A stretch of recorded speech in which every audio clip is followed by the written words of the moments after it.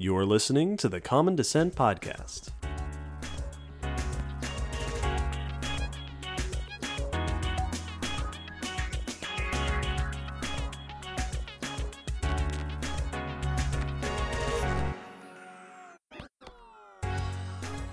Happy New Year, Will. Happy New Year, David. Happy New Year, listeners, and welcome to the end of another year of the Common Descent Podcast. Which means... It's time for an end-of-the-year Q&A. Welcome back, everyone. It's been quite a year, but there is plenty to celebrate from the year 2020, including the fact that our podcast has done better than ever. Yeah, it's been an amazing year, productive, and so much support. Lots of great episodes, lots of great other stuff, lots of new listeners, lots of great interactions with listeners, and as has become our tradition, we will celebrate the end of this year by answering a whole lot of questions from people who sent them in. I'm so excited. Between mid-November and mid-December, we had a Google form up where people could send in questions for us to answer in this Q&A sort of mailbag episode, where the goal is to answer as lots of questions from lots of people, relatively rapid fire, and get through. Now, in the past, our episodes for the Q&A have been rather long. Yep. Last year's episode, I think, was 3.5 hours long. About. This year, we received about twice as many submissions as last year. Yeah. Which means we're not going to get to all the questions this year. We're not aiming for a 7-hour Q&A. As much as we know that we have listeners who would happily listen to us answer questions for 7 to 8 hours, that's a bit much for us. We are but human. These vessels are mortal. We need to finish it this year. So, this year's format's going to be a little bit different. Predominant change is that we're setting ourselves a time limit. Yes. We have chosen an aimed end time for our Q&A, which, after editing, should end up with an episode about the same length as last year's episode. Yeah, give or take. Which means that there will be some questions we don't get to, for which we are sorry. We do genuinely apologize. Rest assured, we've read every question. All your comments, all your questions. Thank you to everybody so much for your engagement, for your comments, for your encouragement. Some of you left very funny or clever or enthusiastic comments, and we really appreciate it. As with previous Q&As, we have created a randomized shuffle of our questions so that we don't fully know the order we're going to get them in. Nope. In the interest of keeping things moving smoothly, longer questions we've trimmed down a bit, some duplicate or similar questions we've combined. Yep. And one particular category of question we're going to deal with right now. Several people sent in questions that were effectively episode topic requests. Yep.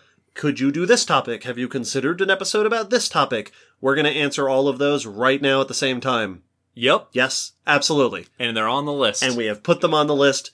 We are always open for episode topic requests. We're not going to go through each of them individually here on the Q&A, but rest assured, it is on the request list that we will peruse for upcoming episodes.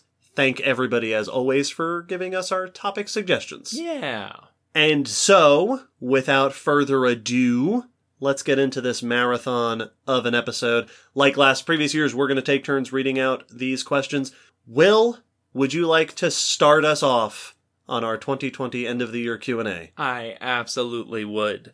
Our first question is from one who say that there are some who call them Rob.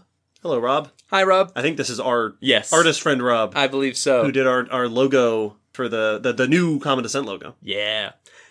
Who asks, would it have been possible for an Azhdarchid pterosaur to have supported the weight of an average adult human while maintaining flight? So Azhdarchid pterosaurs include, but are not limited to, the absolute largest pterosaurs of all time. The plain-sized ones. Like Quetzalcoatlus and such. I'm no biophysicist, but probably not. Everything I've ever heard, from people who do work with that, have said no, and every time I've ever seen a picture of someone riding a pterosaur and a comment on it, it's been no. Well, because it takes a lot of energy to move even their own body around. It's why we don't see a lot of birds that lift particularly heavy weights, and even the ones who do are not... birds aren't huge. Yeah. And they're not, flying long distances with their heavy weights. It wouldn't surprise me if you could, grab on to a giant pterosaur's foot high in the air and not die on the way down. Yes. Like, it might be able to slow or glide. You might do the umbrella... The Mary Poppins thing a little bit. Yeah. But I don't think that they could actively fly with an extra 150 to 200 pounds of person. Yeah, I also don't know if they could take it on their back. Yeah, I don't know if their back would be built for that. Yeah. A lot of animals today, their backs aren't... Well, isn't, like, riding elephants bad for their backs because they're not built for that? I feel like I've heard that. So, yeah, it's like, I don't know that it would work. But it's a fantastic question. It sure was cool in Dinotopia. Our next question is actually 2 questions we're going to answer back to back. Jesse asked, what have you done to feel a semi-sense of normalcy during the pandemic? And Joe asked, similarly, how have you guys coped this year with the pandemic and everything else? Lots of Zoom sessions. I've been keeping up with lots of friends, lots of friend dates. Yeah. You know, scheduling times to watch stuff and hang out and do something specific with friends that are a distance away. And same thing with my family, you know, Zooming together just to catch up and talk about nothing. Yeah, I've had to be particularly diligent at making sure I'm staying in touch with people, because given the chance, I will stay in my room and not talk to anybody for a week. Yeah. Like, I and then not notice that I did it. Yeah. I will shut in. It is my natural state a little too much, so I have to make it a point to be like, oh no, let's message my friends now and then to make so that they know I'm still alive. Yeah. But otherwise, I spending tons of time inside and not going out much is not too different from what we were doing before. Yeah, and for me, working from home came easily, and I've done it before. Yeah. So it and the podcast has proceeded just as normal. Yeah. Because we live in the same place now. Yeah, so it's mostly been social stuff with friends that has taken some extra effort to make sure. Yeah. And applying moderation to doom scrolling on social media. That's been the biggest thing, really. Took a while to get accustomed to just not Yep. spending an hour scrolling through angry people on Twitter. Yeah, that's really been one of the biggest. Our next question is also a group from MJ, Aaron, and Rita, who all asked, looking back at the news stories of 2020, what has been your favorite story or the most influential or exciting discovery? Ooh, I feel like this has become a traditional question on the end of the year Q&A Yeah. at this point. And it's a good question. I was looking back over the news we've covered, and there's been some cool dinosaur news this year. Mm-hmm. Of course, there was fun Spinosaurus stuff. Yep. As always. I remember the Borealopelta gut contents study was really cool. Mm-hmm. An exceptionally good look at dinosaur gut contents. Yep. That Neanderthal Y chromosome study comes to mind. Right. Of examining that intense side effect of interbreeding with our own species in a way we haven't been able to look into before. Yeah, all good stuff. There's been a lot of cool news. The soft-shelled egg stuff. Oh yeah, That the was soft-shelled probably... dinosaur and maybe marine reptile possibly. Yeah. Egg stuff. That was probably one of the most exciting to me just because I had never even considered soft-shelled eggs being a possibility for dinosaurs. There was the Adalatherium, which is the first complete Gondwanatherian mammal. Yeah. Which came out this year. Also, I was looking through our news and I saw that alligator fall study. Yeah. Which was really cool. Yeah. I had almost forgotten about that one. That was a good one. That was cool stuff. Next up, this is another a grouped set of questions because a surprising number of people asked these very similar questions. Oh, these are good. Laura asks, do you each have a favorite species of snake or croc? Anna and Jonathan asked, David, what's your favorite croc? And Will, what's your favorite snake, living or extinct? And Sam asked, David, what's your favorite thing about crocs? And Will, what's your favorite thing about snakes? Well played, everyone. Okay, listeners, we see what you're doing. So first is the favorite for each of us, snake and croc. Right. My favorite croc, I always end up defaulting to the estuarian, saltwater, Australian crocodile. It's an impressive croc. It's just so big, and it's antisocial, which makes it very mean and scary, which is awesome. And it goes in the ocean. Yeah. As far as crocs go, I'd probably choose the same. Mm-hmm. Saltwater croc is a real cool choice. Also, there's a special place in my heart for American alligators because they're here. Yes. It's the only croc I've seen in the wild. Oh, really? Yeah. Yeah. Which is a pretty cool claim to have. Yeah, very good point. Cool stuff. So favorite snakes. Mm-hmm. I mean, fossil-wise, Titanoboa is pretty... It's hard to beat. Pretty awesome. I like Sanaja, the one that was found in the sauropod nest. Yep. Which is pretty cool. That's pretty awesome. As for living snakes, here in North America, I've always been very partial to bull snakes and green snakes. Yeah. I like those quite a bit. I've always had a soft spot for king snakes. Oh, yeah. Because they eat other snakes, and not only is being a snake specialist a weird thing, but to be a snake that's a snake specialist is extra weird. Yeah. And so they always just felt like the tougher, a bit more awesome. I also, I don't think I have a favorite snake. Yeah. Because I can't not mention Chrysopelea, which are the flying snakes. Yep. Also cool. But as far as extinct snakes, Zealantophis. Yes. Of course. My snake. Absolute favorite snake. All right. What's your favorite thing about crocs? Ooh, you know, it's funny because as much as we rag on each other about snakes and crocs, I think crocs are super awesome. Oh, and snakes are fantastic. What I love about crocs probably most is that they're huge, they're powerful, they are the modern reptilian monster animals. Yep. Nothing messes with crocs. When I was a kid, I used to think if I was going to be an animal, what would I be? And crocodile was often my answer. Yeah. Because you do whatever you want. If you want something to not exist anymore, you bite it and it's gone. Yeah. If something has a problem with you, it has to deal with that on its own because you're a crocodile. They're just such big, impressive, tanky animals. Oh, absolutely. What do you like about snakes? For me with snakes, because I always thought snakes were awesome. And I like that they have all these weird abilities. But really, when it boils down, their mobility is just... I love how... I say creative is the term that comes to mind. But how versatile they've had to have been to do all the things they do with effectively the same body across the whole group. Yeah, one body shape for digging, swimming, gliding, racing, etc. The time it really stood out to me was the first time I saw a big constrictor, and I don't remember whether it was python or boa, but it was climbing a skinny trunked tree, like a palm type style tree, and was basically forming its body into hands around it as it accordioned up and then started wrapping up and moved the body up to that coil and then moved up to make another. And it's like, that's like an engineering problem solving, and I love it. I saw a rat snake do that in person once. That's so South Carolina. Cool. Yeah, just accordion up a tree. And that's like, that feels like when writers for stuff get really creative with a character's superpowers and get them to do cool stuff. But snakes just have to do that to get from A to B. Yeah. And that's awesome. They're so cool. All such cool reptiles. Our next question is from Saul, who asks, if another large civilization comes after ours, will they be able to reconstruct the history of life as well as we have, or will they be at a disadvantage because we have already dug up so many important fossils? Interesting question. I like this a lot. I guess it depends on how well our own museum records and research studies have preserved. That would be my biggest... Because if you can find what we've done, then... But as to the question of have we dug up so much that a future group would basically miss out on all that data? Yeah. Honestly, I don't think so.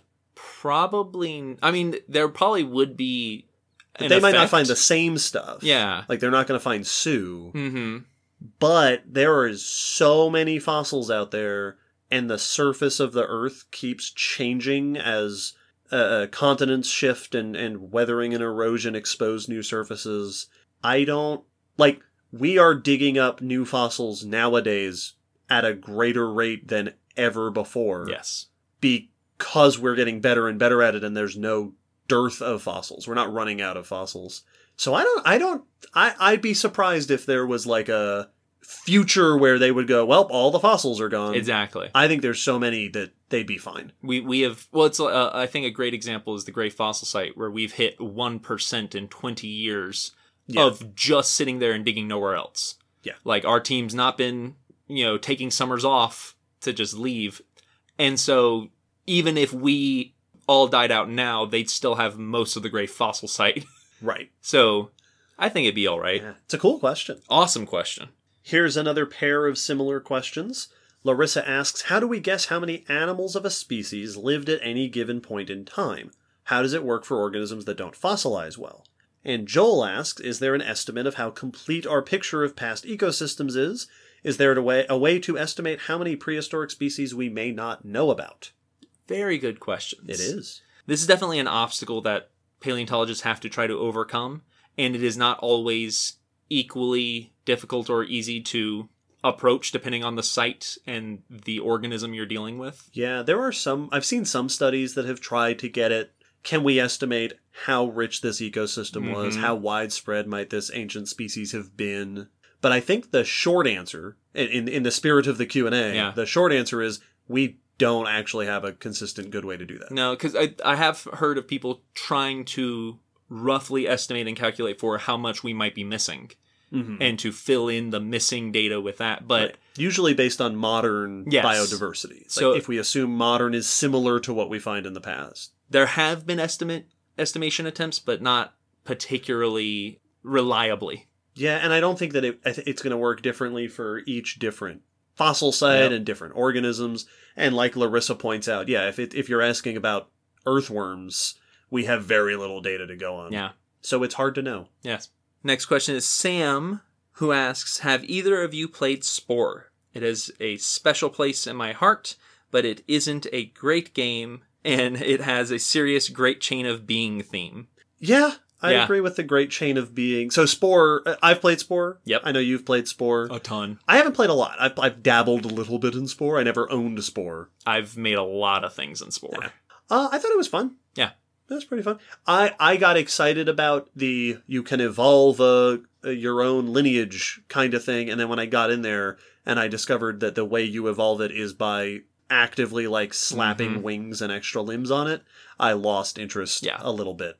I have played through it many a time, and just when I play through it, treat it very much as just a game. And I actually have more fun during the civilization part of Spore. When I'm basically playing Command and Conquer. I don't think I played enough to get to that part. Yeah, then you're just wielding armies, and I have more fun with that than running around as the animal. But what I would do it for is animal design. I would design all sorts of cool animals that I could finally make 3D. It's that speculative evolution. Yep. So tons of fun, but yes, it is not a good evolution example. Steven says, crabs! What is your favorite animal that isn't a crab, but is called a crab? Hermit crabs. I think king crabs are real cool. Oh, yes, they are. They're sort of like big spiky spiders. Absolutely. I have a soft spot for hermit crabs because we would show them to people at the aquarium. Oh, yeah. And they're adorable. Yeah, they're pretty cool. And they just try to walk around your hand, and I love them. Yeah, both of those, dear listeners, not crabs. Not crabs. Not true crabs. We'll explain more, I'm sure, someday. There is a request for crab episodes, so eventually. We have another grouped pair of questions. Allison asks, what's your favorite piece of science fiction, book, movie, etc.? And Arthropods Are Better asks, do you know of any paleo-related fiction you'd recommend? Books, games, etc. Ooh, my answer to both of those is probably the same. Yeah. Jurassic Park. Jurassic Park is pretty good. I mean, that's formative science fiction. I've read as a kid, I read a lot of Crichton stuff, and I liked Jurassic Park. I also really liked Sphere. Yeah. Yeah, that's one I still need to read. I think I've only read Jurassic Park and Lost World. For the first question, though, favorite piece of science fiction is going to be Star Wars or Aliens for me. Yeah. Like, that makes sense. As a franchise, I am more into those two. But for the second one, the book Jurassic Park is pretty... it's been a long time, but I remember liking the second book better than the first book. As far as other paleo-related fiction that we might recommend, I mean, I think Primeval, the TV show, it's not a great show, I don't think. No. But the concept is really cool. Yeah, and some of the characters are a lot of fun. Yeah, definitely worth a watch. I don't think I've ever finished it. I think I watched the first, I did, and several seasons. It finishes in at least in an interesting way. But I liked Primeval. Yeah. I know I've mentioned it a dozen times. Dinotopia was probably my first. Oh, yeah, same. That was my probably first intro into... other than little kids' books, paleo fiction. and I love it. Yeah, that's good stuff too. Good question. Brian asks, do you have personal favorite out of left field / unlikely theories? Stuff like semi-aquatic ankylosaurs or complex, unpreserved soft tissue appendages like trunks or bellows. Soft tissue stuff, it always does really interest me. I don't know that there's one specific, like, official suggestion that I'm more excited for, but when I see paleo art where someone's like, I wanted to see what a dinosaur looked like if it was flabby, or with a turkey waddle, or I put a trunk on a sauropod. I like that stuff. It's got that speculative evolution bit to it, and it's a good reminder that, yeah, we have to remember there's more to the animal than the bones. Yeah. And this stuff we should be remembering that this could be there and we're not seeing it. I think my favorite, the first piece of paleo art that I saw that basically did that, hey, here's something that almost certainly was not true, but is fun to look at, was, I can't remember who this artist was, but it was Therizinosaurus, covered in feathers with the coloration pattern of the classic Wolverine costume. Yeah. From the X-Men comics. Yeah. And it was awesome. And I was like, wow, it definitely didn't look like that, but how cool does that look? Yes, I love that one. I've seen that. Josh asks, what did Dimetrodon's ears look like? Good question. Yeah. I don't know. I'd assume, like, if I had to guess, I'd assume, if anything close to it was around today, like crockish. Yeah, that would be my guess. I don't know that we have any evidence or reason to believe that it had external ears like we think of with mammals today. Though it probably couldn't close them like crocs can. So yeah, probably a hole in the side of the head. Yeah. Like the classic reptile or like a lizard. Amphibian condition. Yeah, but I don't know, and I don't know that there's solid evidence to tell us. Yeah, unless we find a good impression, I don't know how we would guess. Here's another pair of questions. Rob says, I want to dig for fossils. Can a layperson do that? Where would I go? And Dylan asks the very similar question, how would one volunteer for a paleo or archaeological dig? Is there an online resource where volunteers can sign up for a dig and get experience? Both good questions, and the answer to both is yes. Yes. You absolutely, as a lay person, basically, if you're not at all in the paleo community yet, you absolutely can help out on digs and research projects. Yeah, lots of universities and museums take volunteers and assistants. And so that would be for how to do that or where to go. If there's a museum near you that deals with fossil material, if there's a university near you that you know has anything to do with that, or if there's a dig site near you, just get in contact with someone at one of those places and ask them these questions, and they will almost surely have a pretty quick answer for you. Yeah. Because almost all of those places have some sort of volunteer program in place, or they'll know who to send you to that can get you to volunteer. Yeah. Here at the Gray Fossil site, we have a volunteer program where volunteers can get involved. We have a field program that involves students, and we've had multiple for the public experiences where you can sign up for either during our summer camp or for a day to come out and do some fossil work. I don't know of a specific website or anything that has like that information. No, I'd assume you're going to have to make contact with a place you're interested to work at or the one nearest you. Yeah. And then from there, they might be able to give you some more info. Yeah. So, as is often the case, ask your nearest paleontologist and then follow that line until you find that, yes, there will be a place where you can participate. Yes, that is not a weird question to ask. Not at all. Feel free to ask it. So our next question is from Brett, who points out that there are many common misunderstandings about paleontology and asks, do you think the general public and the media will ever be on the same page as paleontologists or even science in general? Good question. Yes. No. No. I do. And here's why. One is because science is always advancing and changing. Because the leading edge of scientific discovery is always a bit uncertain. Yep. Because the latest data is often part of ongoing discussions where we don't actually know what the final answer is yet.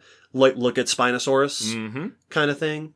But then also because ideas become catchy Yep. in the public sphere, in the media sphere, in a different pattern than they do in actual scientific discovery and part of scientific research.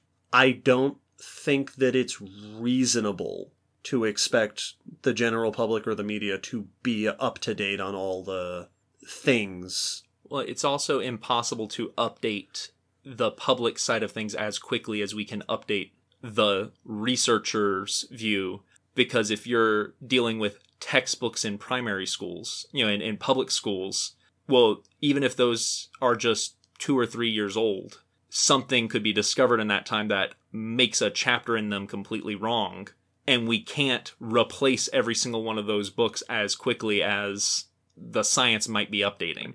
So there's always going to be some aspect of it's mostly, we might get to a point where it's mostly doing all right, but still has hiccups. Yeah, and I think it's important to note that the general public, right, everybody outside of paleontologists, and especially if we're talking about the media, people making movies and TV and such, are most people, it is not their priority to be up to date on paleontology and science. And that's not a criticism. It's not my priority to be up to date on the newest cars or That's exactly the example I was going to use. Is the first time I learned there were computers in cars, I was like, really? They're like, yeah, for a long time now. So I don't think that that's something that people generally strive for. Yeah. So the same way that I don't expect to ever be up to date on like quantum physics. Or like the most recent understanding of a historical event. Right. Like, what do we now think ancient Rome was like? I don't know. There will always be public misunderstandings. Yeah. There will always be common misconceptions. There's too much information in the world for that not to happen. Yeah. That's just the way it is. Part of being a scientist and science communicator is learning how to live in that reality and navigate it as best you can. Jonathan asks, regarding the cartoon snake and croc on your logo, are they particular species or generalized depictions? Good question, and they are indeed particular species. They are, yeah. When we talked with Rob about doing that, I think that was one of the, I don't remember if he asked. I think he did, yeah. I think he asked, do you want specific snake and croc or do you just want generic snake and croc? And we both immediately said, no, they should be something specific. Absolutely. And it is an American alligator for and the croc. And a bull snake, Pituophis for the snake, which are our choice. Well, your choice is easy. Yes, but that's my research animal. For me, I picked one of my favorite North American snakes. Yeah. And a big one. Yes. Because it's easier to sit it alongside the gator and it doesn't look super tiny and diminutive. Just get a little king snake there curled up on the nose. Just a little Diodophis, little ringneck snake on the snout. Yes, there we go. Buzzmal asks our next question, which is, are there any new technologies on the horizon in paleontology that you guys are excited for? On the horizon. There's a lot of new technologies now that are in the process of getting better and better. So like ancient DNA processes of sequencing and extracting ancient DNA are getting better. Yeah, have improved immensely in recent years. We talk a lot about CT scanning technology and laser fluorescence imaging and all sorts of different ways of looking at a fossil. Imaging it. 3D scanning and printing technologies are getting better and better, which are really handy for creating digital and physical models. Yeah. Which is good for research, but also for public education. Well, and they've been using that for reconstruction at the fossil site at Gray by 3D printing in the archival material. The archival material that we use to fill in and glue the fossils for large missing pieces. And so that probably would be my vote as far as upcoming, but as with our last question, I don't know enough about upcoming technology to fully answer it. Yeah, I don't know if there's something like we're almost there. Holodecks. There we go. That's really what we need. Holodecks. And actually, jetpacks. VR. Jetpacks. VR probably would be... Oh, that's true. I think VR is something that is an untapped category for I mean, we saw it in Jurassic Park. You use it to look for the gaps in the code. Right, and you put it together. Yep. I've seen VR a little bit starting to be used in like museum exhibits. Yep, that's kind of what you could make interactive things in VR that could be amazing for science education. True. Very true. Also, teleporters. Yes. For getting us to the fossil sites. Yep. That would be very exciting. Don't forget your fly tape. Here is another pair of questions. Samantha says, when someone wants to study paleontology, what does their college career look like? Do you go in knowing what kind of paleontology you'd like to focus on, or does something fascinate you partway through? And Tom asks, what do you recommend for an undergraduate in paleontology looking to go for their master's? Oh, both good questions.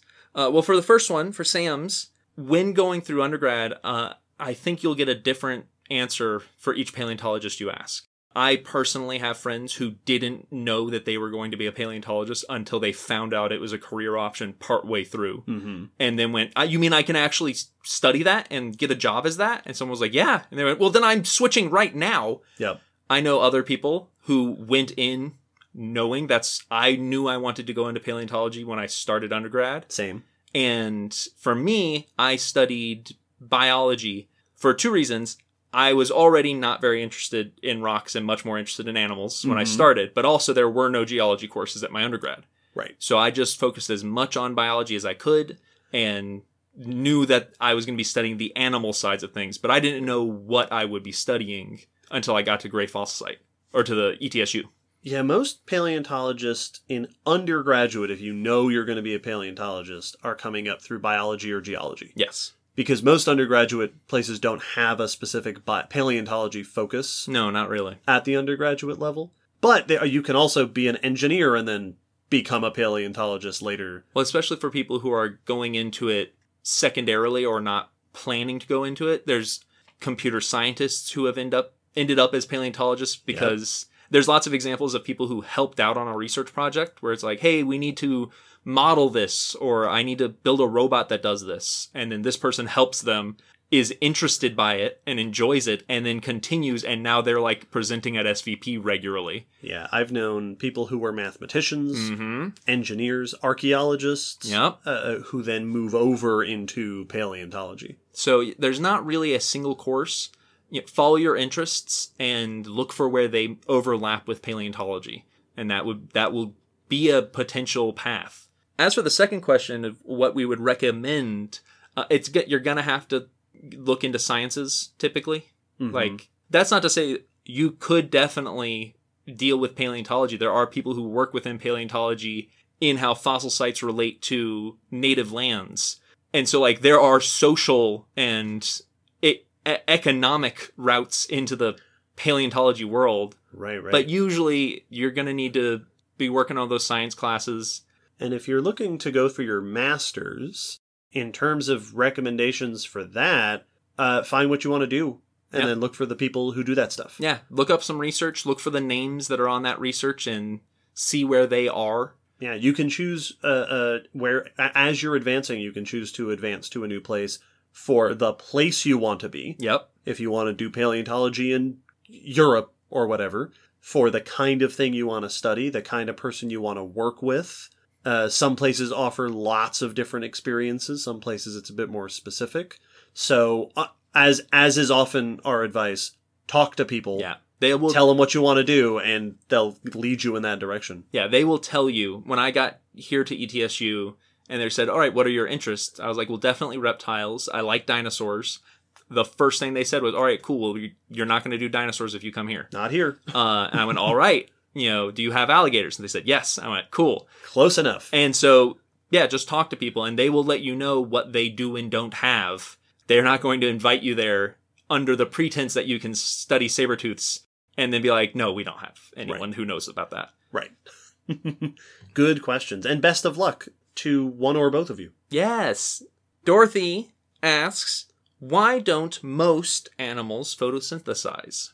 Good question. The short answer is they don't have chloroplasts. Nope.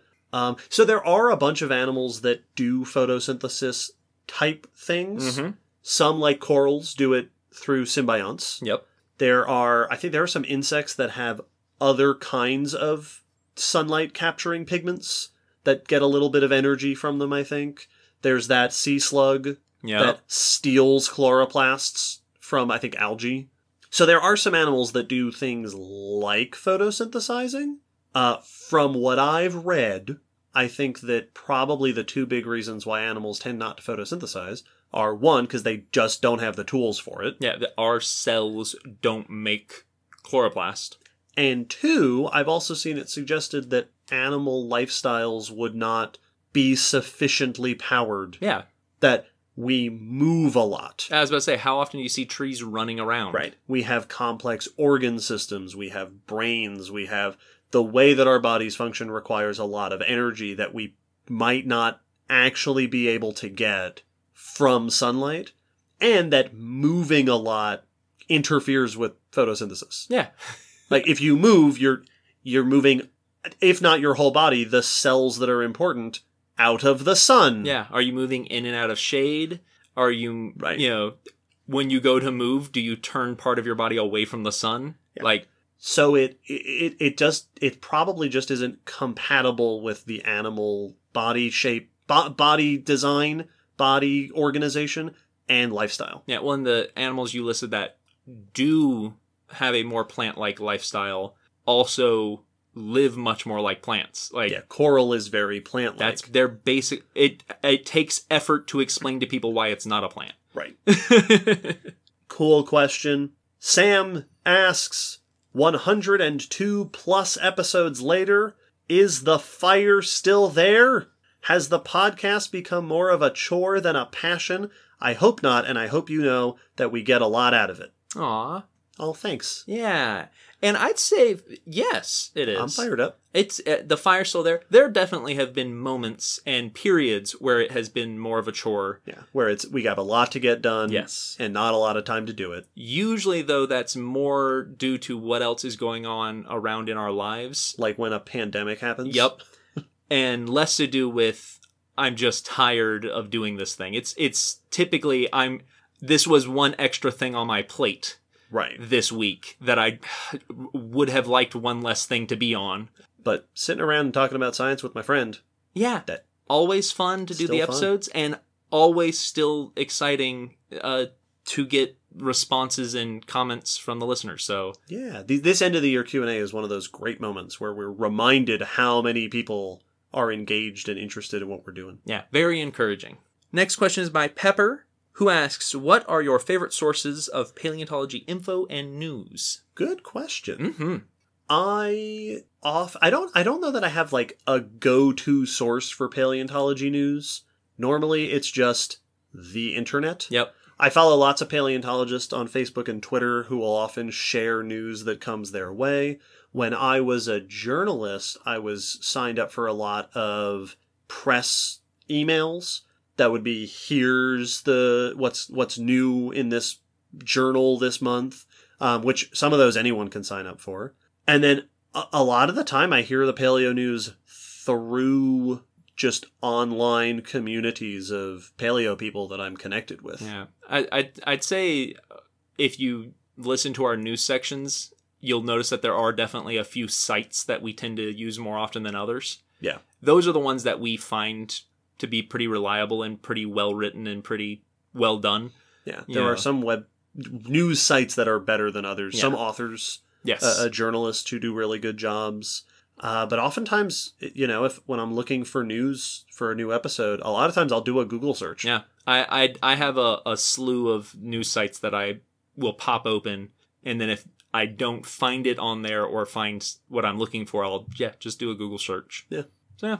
Here's another pair of questions. Sarah asks, if you could find out the answer to one burning question in paleontology, what would that question be and why? And Jim very similarly says, what paleontological mystery would you most like to see resolved? Ooh, both interesting. This is always a tough one for me to answer just because there's so many things. Like I don't have a top of the list thing that's necessarily the go-to. As far as like burning question, to answer, for me, usually that comes to some sort of behavioral question. I'm always wanting to know what things we're doing.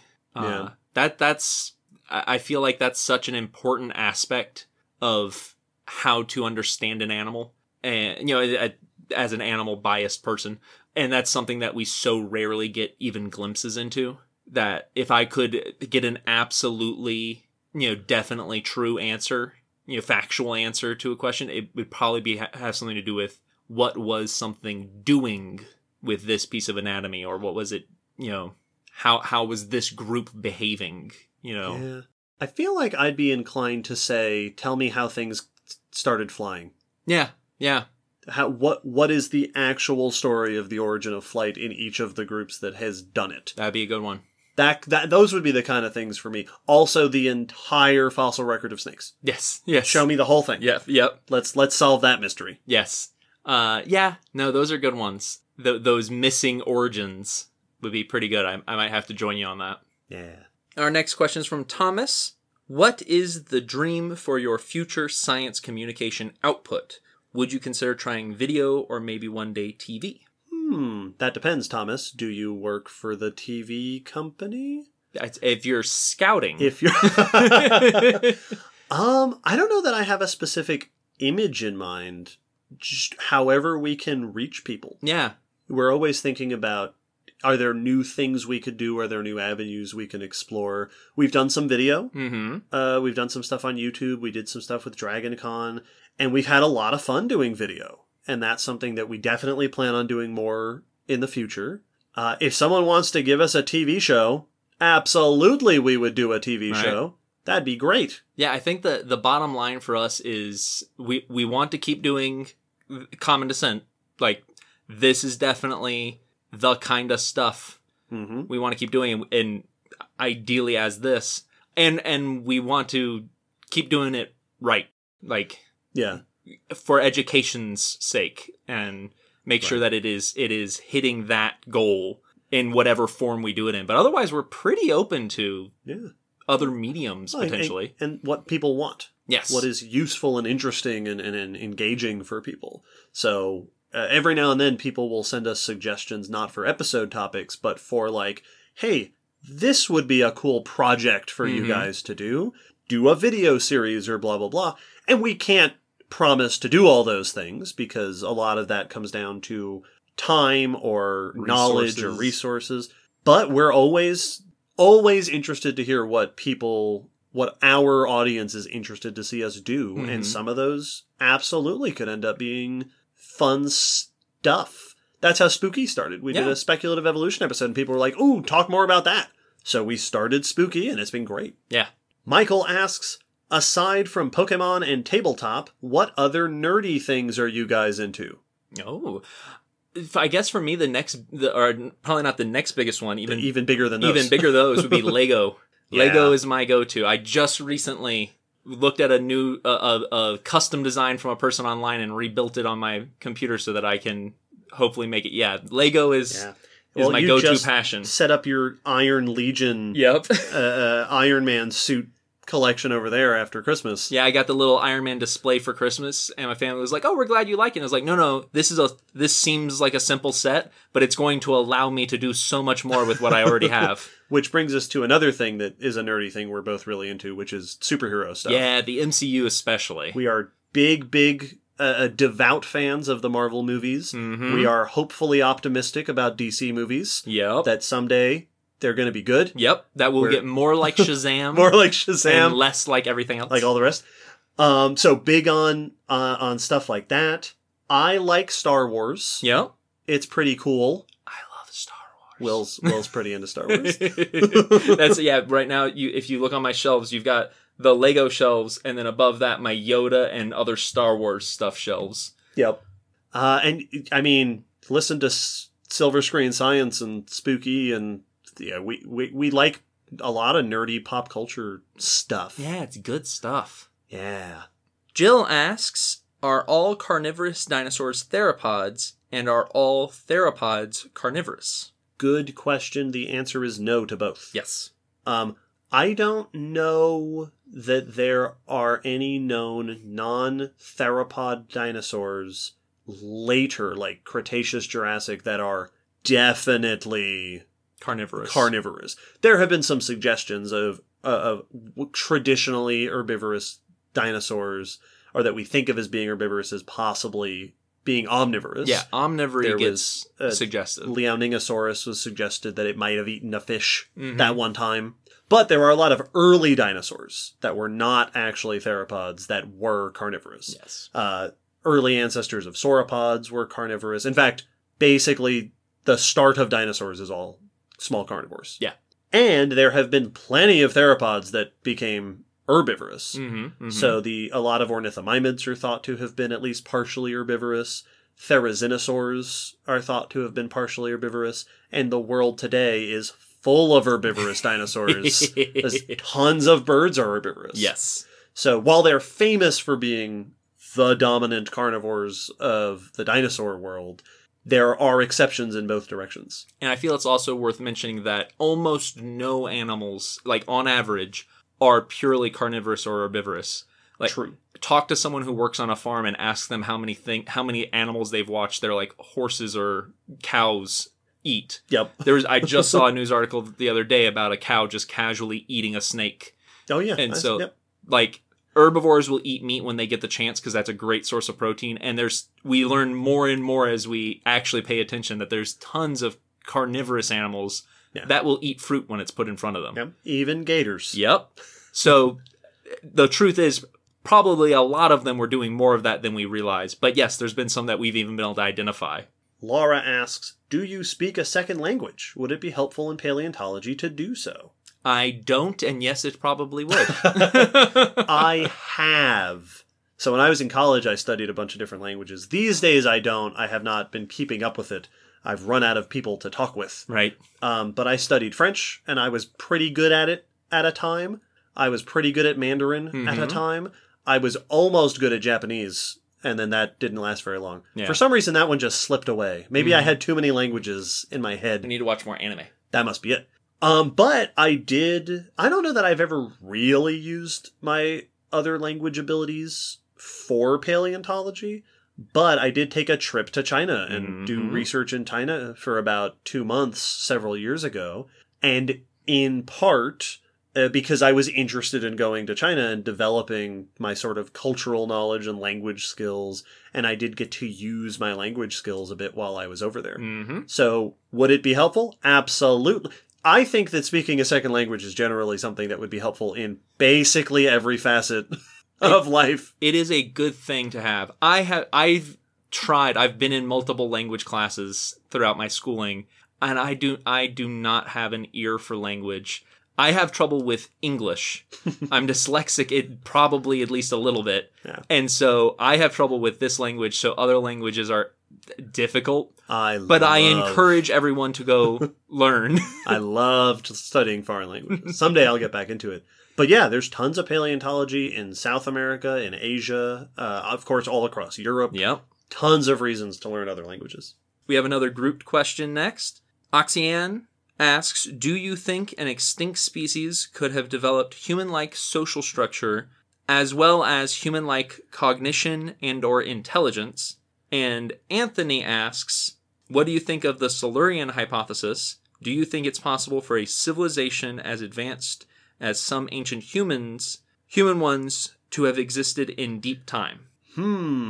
So do we think various degrees of humanness, of something comparable to intelligence, cognition, and then even civilization could have existed in deep time? It's hard to say. Because our sample size is 1. Our sample size is 1, and I think the biggest aspect of this would be that most of our understanding of ancient human civilizations are the things we've made, not the people from those Right. Well, I think that civilization in the sense of like buildings and structures and stuff probably didn't exist in deep time. No. The Solarian Hypothesis that Anthony's referring to, I believe, was a paper a few years ago that was basically, if I remember right, it was a couple of paleontologists or geologists saying, if there was, what would we see? Yeah, like, what let's would we look scientifically entertain this idea and sort of, okay, what would that actually look like? What would the evidence potentially be if that was something that could possibly happen? And I don't think that would completely escape the fossil record. No. In terms of, like, cognition and society and intelligence outside of civilization specifically, that's hard to say for a couple reasons, but one of them is there's not like a definition of cognition or intelligence. Yeah. Like, does a termite colony count as a major society? Tool use is difficult. You know, what degree of tool use becomes human-like intelligence? If you're a crow that catches bugs with a stick, that kind of thing, I'm sure, has existed all over the place in the fossil record. Well, and there's also the sci-fi sort of scenario to think about where there is the potential that a species, a race, gained intelligence that we would recognize as comparable to our own from our perception of intelligence, and just their version of society didn't involve the building of artificial structures and artificial tools. Like, would cephalopods, if they created a society akin to humans, would they build buildings? Like, why? Would that be something that they did, or would they just continue to live in caves and, you know, gather there? Like, there could have been something, it just might be alien to what we recognize as civilization. Right. But then, does that count? So it's one of those, like, is it possible? Surely. Probably. Yeah. Did it actually happen? Probably not. Probably not. There's no real reason to think that it did. But by default, it makes more sense to suspect that that hasn't happened. Yes. Until there is evidence to suggest otherwise. Yeah. But a fun thought experiment, certainly. Oh, for sure. Seri asks, did all dinosaurs have feathers? I'm a wildlife artist, and since listening to the podcast, I would love to do paleo art, but it is so scary. Which dinosaurs would you like to see more of in art? Fun! No, as far as we can tell, it doesn't seem that all dinosaurs had feathers. But there are definitely some groups that seem like feathers were very common, if not the majority trend. Right. Dromaeosaurs, oviraptorosaurs, possibly across all Solarisaurs. Yeah. And then a few ornithischians like Psittacosaurus that have feathers or feather-like things. Quills. But there are plenty of dinosaurs with extensive, plenty, at least a handful. Yes. With extensive skin impressions that don't seem to have feathers. Like that famous Iguanodon. I want to say Ceratosaurus, or Carnotaurus, maybe it was, that had decent skin impressions are known somewhere that don't seem to show any sign of feathers. The ankylosaurs that have been ridiculously well preserved don't look like they had feathers. So, yeah, lots of groups seem like they did not have feathers. This is part of why it's such a mystery as to whether feathers were a dinosaur thing or only some. Like, did it evolve and was lost in some dinosaurs, evolve only in this group? Right. And as far as which dinosaurs I'd like to see more of in art, I think herbivores in general probably could use a lot more, especially the, like, herbivores living their lives, not being attacked by predators, and maybe some of the ones that are not the showy ceratopsians. Like, just some more... Just some boring herbivores. Some mundane...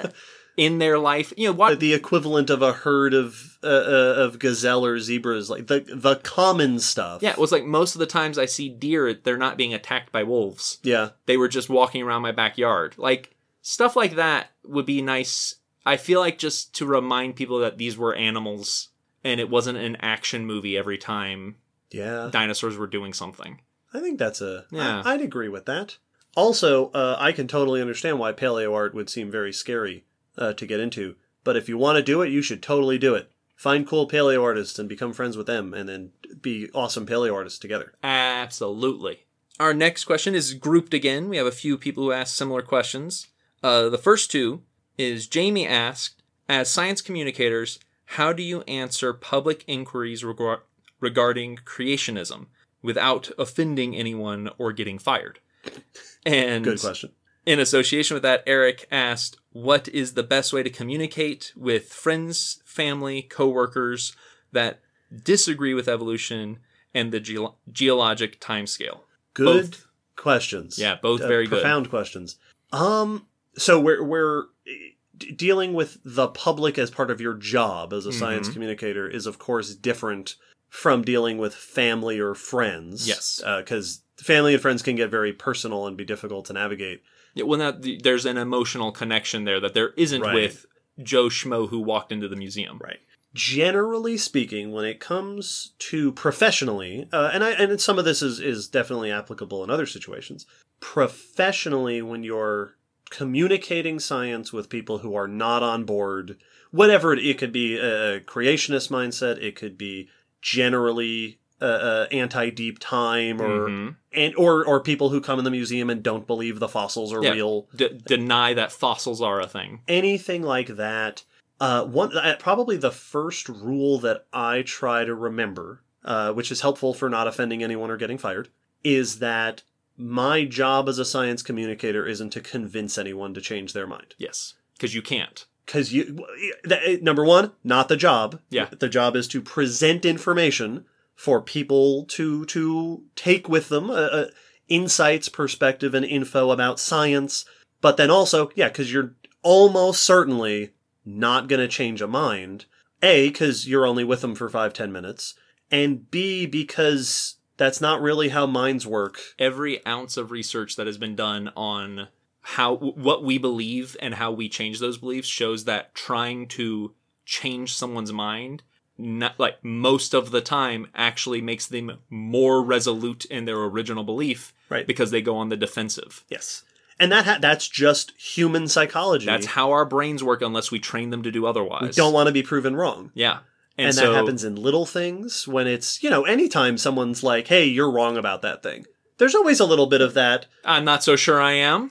And when it is something that is tied into someone's personal belief system, core beliefs, or politics or whatever, that's a big... If you go in with the mentality that you're going to have a conversation and change their mind, you're going to be disappointed every time. And they're going to be upset. So as a science communicator in a museum or a similar position, the job is, here's the information. Do with it what you will. Here's what we do. Here's how the science works. Here's the conclusions we've come to.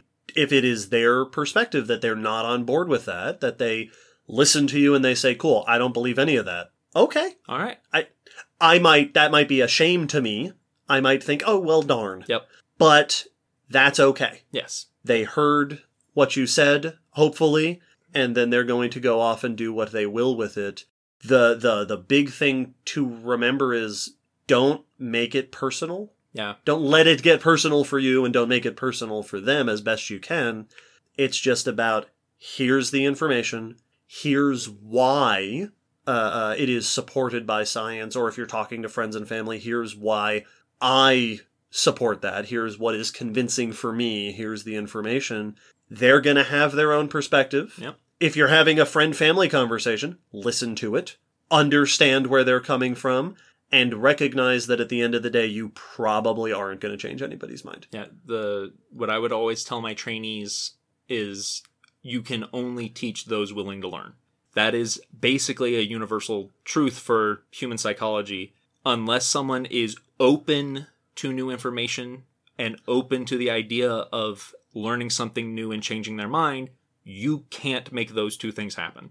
No matter how good your argument is, no matter how good the info is, no matter how charismatic you are when you present it, if they decided before walking in that their mind is set, then their mind is set.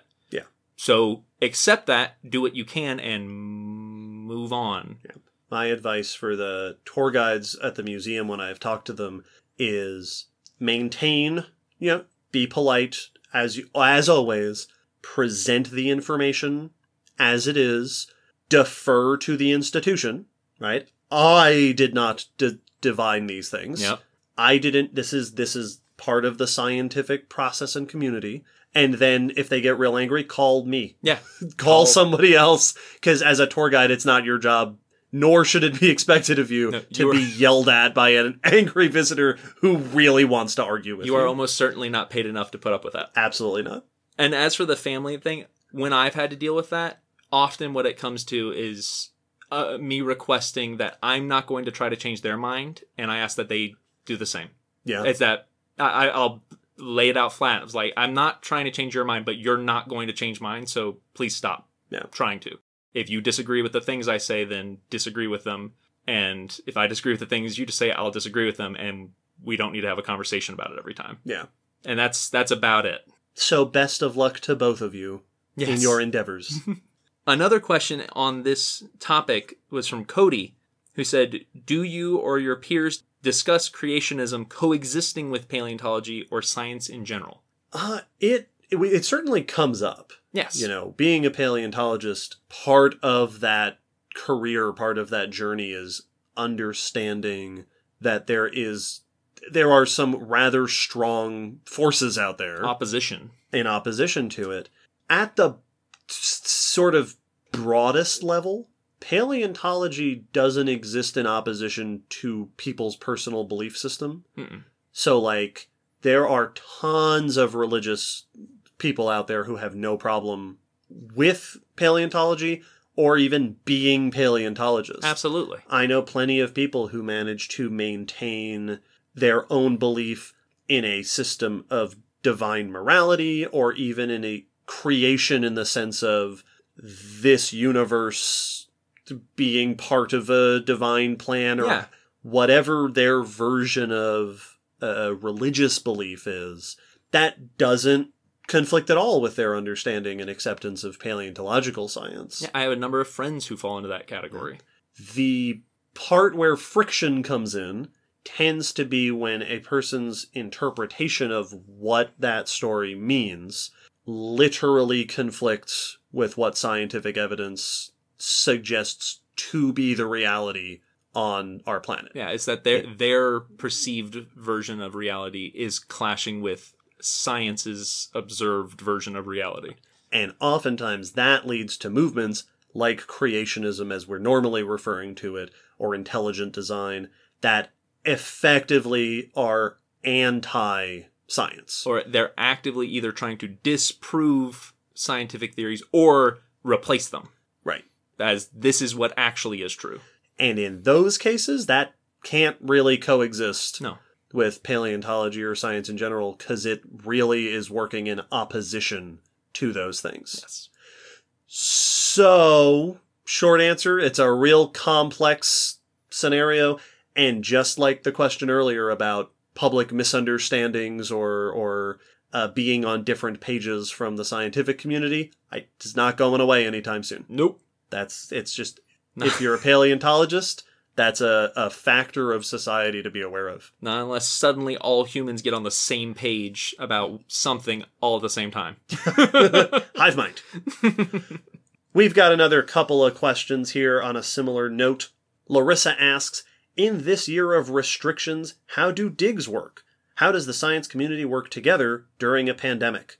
And also, your boy Lucas, my dudes, yes, you have to say the whole thing, asks, how has the global pandemic affected the work of field paleontologists? What social distancing measures and health checks are they taking? Good questions and poignant questions. Indeed. As far as like restrictions on digs and, still working and stuff, like at our museum, at the museum here, they've just been careful about how many people they have in the lab at once. And since we dig in pits, how many people are in each pit at a given time, and sanitizing behind. So it's been fairly easy. The biggest part is that there wasn't really a field season of a bunch of people coming in to do the dig like we usually would have. Right, a much more limited crew. Yes. So that's really been one of the biggest restrictions, is just can't have as many numbers of people working at one time as normally might be the goal.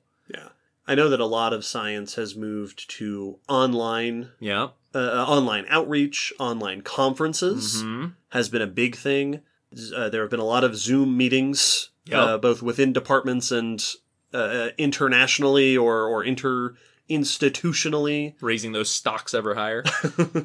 So it's certainly become difficult in terms of research. You can't travel. That's a real big especially for issue. The field paleontologist. Lucas's question, your boy Lucas, our boy Lucas.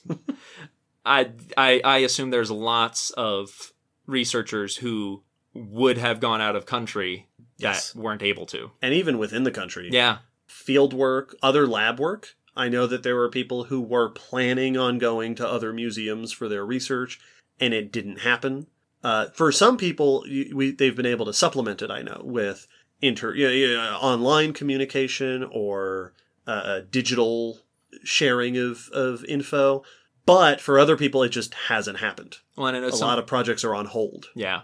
And I know some people have been able to take, lab work home and just set up kind of lab conditions in a spare room and work on some fossils or work under the microscope and work on things that way. So people have definitely adapted. But yeah, it's slowed things down. It's made things a bit more clunky, and there have been some projects and, trips that have been stopped altogether. Yeah. Just because it's not feasible. At Gray, we have had a limited crew. Everyone wears masks. Everyone is taking social distancing precautions as best as they can. Things are cleaned regularly. I don't think we've had health checks the way that I know some, especially more populous places. Yes. And I know some universities are doing, like, taking temperatures and stuff. Yeah, Our crew is very small. Whenever I go into the school to tutor, I take my temperature every day. And then outreach has moved to online. Mm-hmm. We've been doing a lot of online work. Yeah. Trying to do online events and projects and stuff. So it's still happening. It's still happening. It's tricky, but it's moving along. I think, and I hope that after the pandemic, we will come away from this with a better understanding that you can do some science online and that you can have virtual conferences, because that will hopefully open up opportunities for more outreach and in-reach communication in the future. Intra and outra. Yes, inter and intra communication. Our next question is from Alexander, who asks, are fossils ever found in rocks younger than the fossils themselves? For instance, are there any Pleistocene-era rocks that have Cretaceous-era fossils embedded in them? Oh, good question. So you can definitely get what is called reworking of fossil material, where if you had adjacent layers that are of different ages, you can have fossils sort of tumbling from the older sediments into the younger sediments, or mixing of those fossils and sediments. You wouldn't get, so for example, the question says Pleistocene-era rocks with Cretaceous fossils embedded in them. That's not something that you're quite going to see. Yeah. Because there's no mechanism really for a young rock to absorb an older fossil. You can certainly get older sediments with younger fossils that have sort of tumbled down the cliff and gotten mixed in with them. Mm-hmm. You can have younger fossils within older rocks. So the Gray fossil site is a 5 million year old patch of clay within a layer of 500 million year old limestone. Yeah, surrounded by. Because a hole opened up and filled in with lake sediment. But the sediment the fossils are buried in is the same age as the fossils. Right. But then also that sediment will collect chunks of limestone. Yep. So as your lake was active, collecting layers and layers of sediment, not only are fossils falling in there, but rocks from the side of the sinkhole would fall in, get buried, and that rock might have a trilobite on it or something. Yes. So you have a older rock with a fossil in it buried in younger sediment. So you can get sort of that mixing. Usually, it's pretty clear when that's happened. Yes. So you can see the difference between older sediment and younger sediment, older rocks and younger rocks. Well, because older fossils still had to fossilize in that older sediment. Right. Even if they then erode out and fall in younger sediment and are buried and locked into the ground, that fossil is not fossilized the same as the other things in that younger sediment. Right. So it would look different. So it's something you always have to be on the lookout for. Yes. That you have to and this is why so much of paleontology is geology. I remember when I was an undergrad, we did cave paleontology, and one of the biggest challenges in cave paleontology is just understanding the sedimentary history of the cave. Yep. Between layers coming in and cave openings coming and going, collapses and stuff. It can be very complex, the geologic history of your site. So understanding that is one of the biggest applications of geology in the field of paleontology. Mm-hmm. So the answer is yes, and it can get weird. Yep. Janelle asks, are deep-sea vents affected by mass extinction events in geologic timescales? Do they have their own timescales? Very interesting question. And I don't know the answer readily in detail, but I would say that we probably don't have a good knowledge of how they're affected by mass extinction since we didn't know deep sea vents existed until fairly recently. Yeah, like the 70s. Yeah, so we don't have an understanding of their deep history. There are fossil deposits that are interpreted as hydrothermal vents deposits. I saw one paper that, it was a few years old at this point, but it cited like 20 of them. Okay. In total, which is honestly more than I expected. That's not bad. That's still not many, but that's not bad. So it's very hard to say if they are affected during mass extinctions. We know that a number of mass extinctions do have impacts on the deep sea. Yes, absolutely. When ocean circulation changes or temperature changes, it can really mess with deep sea ecosystems.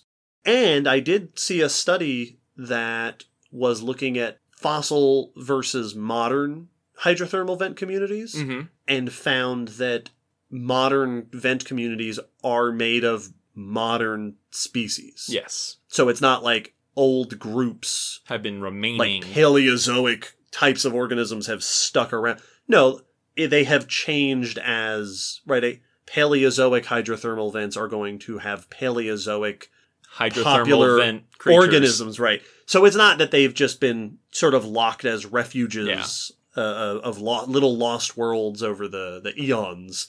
They do change over time, just like everything else. Yeah, so I'd assume that they are affected. How much so, or to what degree? I don't know that we know. Yeah, I don't think so. And I think it's worth noting that our current understanding of hydrothermal vents is that they are very transient in the fact that if something changes in the upper crust of the planet that shuts off that vent, it can die and disappear basically overnight, and another could reopen when something else shifts basically overnight and start being populated. So we still don't fully understand how they get from vent to vent, or how long a vent typically lasts, or what happens. Is it the similar population genetics, or is it basically a whole new founder effect going on at each? We're still learning about how they work. Yeah. So it's complicated. Great question. Yes, very good. TRX Dinosaurs asks our next question, which is, why don't we see more modern species with extremely long necks when they were super successful in plesiosaurs and sauropods? Good question. I guess the modern world is just not as cool. Yeah, I think that's a fair thing to say. I don't know. Part of it is that we don't quite understand the full story of the evolution and physiology of those long-necked... Or what they were doing with them. Because like we discussed in the sauropod episode, those long necks really seem to have been a key part of sauropod biology. Yeah. That is something that was unique to sauropods in many ways. And it's almost certainly the same thing is true of plesiosaurs. It might be, because they point out that it was super successful. Yes. And it makes me think of, I think we've talked about this somewhere, that there are all sorts of different gliding animals in the fossil record. And I remember reading a study about Charovipteryx, which is the delta wing gliding reptile from the Triassic. Yeah. Where the legs had these big gliding membranes and it made this sort of triangle. And I remember reading a study that suggested that body shape for a glider actually seems to be more efficient than the common gliding body styles that we see of like on the arms or between the arms and legs, like gliding squirrels. So it's better, but probably harder to evolve. Yeah. It's less likely to come about. Right. That is such a strange thing to do with your body that it is more likely that natural selection will divert you from that path before you get to that place, that your neck will get to a certain length in the case of long-necked animals, and then that's good enough for you, and that there isn't a selection towards that longer neck or that weirder body style or that there is selection against it for some reason. So it might just be that long necks are weird, and that if you get it, then it works great, but the path to getting there is long enough and unusual enough that most of the time it just doesn't work out. I think it's also worth saying that we don't know why they had those long necks. Like, we don't know exactly what benefit it gave to sauropods, and people don't even know exactly how plesiosaurs swam with those necks, let alone what they were doing with them. We assume they were somehow helping in food acquisition, but was that it? Was there more? How was it helping? We don't know. So there could also be the fact that what they were useful for is no longer a situation as commonly today as it was during that time. True. That the things plesiosaurs were hunting aren't around or aren't common anymore. And so it's not, you don't need to have a long neck to hunt because you're not hunting the same things, or you're not competing with other animals that made a long neck useful. Yeah. There's a lot of reasons. It's kind of like we don't have any giant predators that are on the size of predatory dinosaurs today. And, well, what would they eat? You know, why would you need to be the size of T-Rex? Right. So, we don't know. Yeah. Good question. Next question is from Kevin, who asks, in episode 67, hey, that was the La Brea Tar Pits episode, David mentions, hey, that's me. David mentions he might be on a panel with Pamela Gay and that Astronomy Cast had influence on the creation of Common Descent. Did you indeed join Pamela on a panel, and what specifically about Astronomy Cast made your podcast what it is today? Well, did you? I did. So yeah, last year at DragonCon, I was invited to be on a panel about how scientists date things. And we talked about recent stuff like archaeological stuff all the way up to astronomical stuff. And Dr. Pamela Gay was also on the panel, sat right next to me, who was the astronomer sort of part of that equation. But we didn't actually talk really outside of the podcast. So I wouldn't say that I got to meet Dr. Gay. I just sat next to her on this panel where we talked about some fun science stuff. But she is one of the hosts of Astronomy Cast, which is a podcast that I not so much these days, but I used to listen to Astronomy Cast quite a bit. And yeah, it was one of the podcasts that kind of influenced my early thinking about podcasting.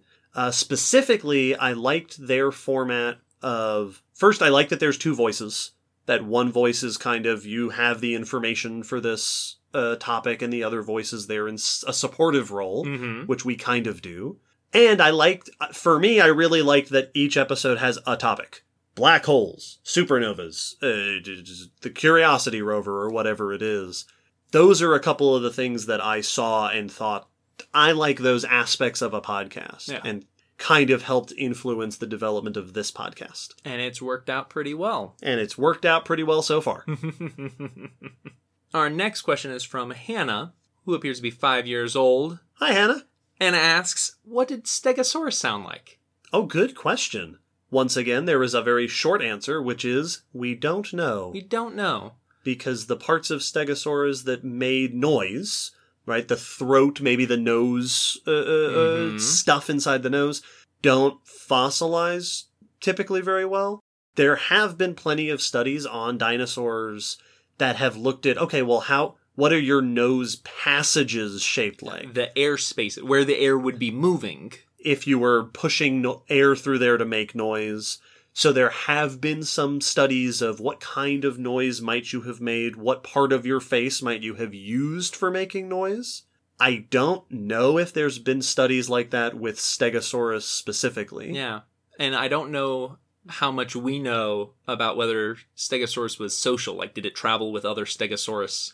Right, did it need to communicate with other Stegosaurs? Because there is the chance that, like some big animals that are alive today, it wasn't very noisy. That's true, like rhinos. Yeah, rhinos I don't think are very noisy. Don't make a lot of noise. They're not, they do make noise, but it's not a complicated, like, ooh, like a big loud noise. It's just like huffs and grunts and stuff. Right. Whereas an elephant has all sorts of noises that it makes because it's communicating with other elephants. But then you have things like white-tailed deer, which are super social, and they make like little huffs and chuffs and stuff, and that's about it. So usually in documentaries, they're shown making like a big bugle, like, Yeah, like bellowing. Jurassic Park noises. Yeah, exactly. But they might have just been doing snuffles and or like a giraffe. Yeah. Giraffes have kind of big animal, and social. From what I understand, they sound kind of like a goat or sheep. Yeah. They make a little bay, a little ba. Very, very simple, quiet noises.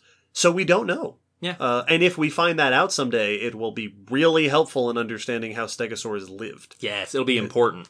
The noises an animal makes are very important to understanding how their lifestyle was like. Our next question comes from Hans, who paints a picture. All right, I'm ready. A giant tortoise is racing along a railroad track at immense speeds. Ahead, the track splits. On one track is the sole survivor of a legged snake lineage, facing the wrong way. On the other track, the last surviving member of an armadillosuchus, sleeping with its soft belly exposed. The tortoise will surely kill whichever creature it stomps across, but you have a lever which will force the tortoise onto one track or the other. What do you do? I mean, me? Which one do I do? I know what I do. I mean, I know which one I do. Here's what I think happens. You ready? I think that the two of us, faced with this scenario, heroically rush towards the tracks. And since most ancient legged snakes are the size of like a large king snake or smaller, I grab it and rush it off the tracks. And since Armadillosuchus is like 200 pounds or something like that, you body check it off the tracks. Yep. And then the four of us enjoy some turtle soup. Yeah. Yes. No, I think that's exactly what I was picturing. I think that's the solution to the tortoise problem. Yes. We figured it out finally. Next, we have another couple of grouped questions. One from Arthropods Are Still Better. Consistent. Yes. Who asks, what museums of natural history have you visited inside and outside the U.S.? Which are your favorites? And Nathan, who asks, can you please list some more recommendations for sites or museums for fossil and evolution info, including sites you personally hope to visit? Cool questions. Absolutely. So I have been to many museums, and I have heard of many more museums. Mm-hmm. My favorite museum, sort of like I was raised on this museum, is the American Museum of Natural History in New York. And my version of that's the Fernbank Museum in Atlanta. And we have both had the joy of being able to take each other to our childhood museums. Both really good. I've been to the museum in Salt Lake City, which is really cool. Mm-hmm. I recently got to go to the Royal Tyrrell up in Canada, which was also really cool.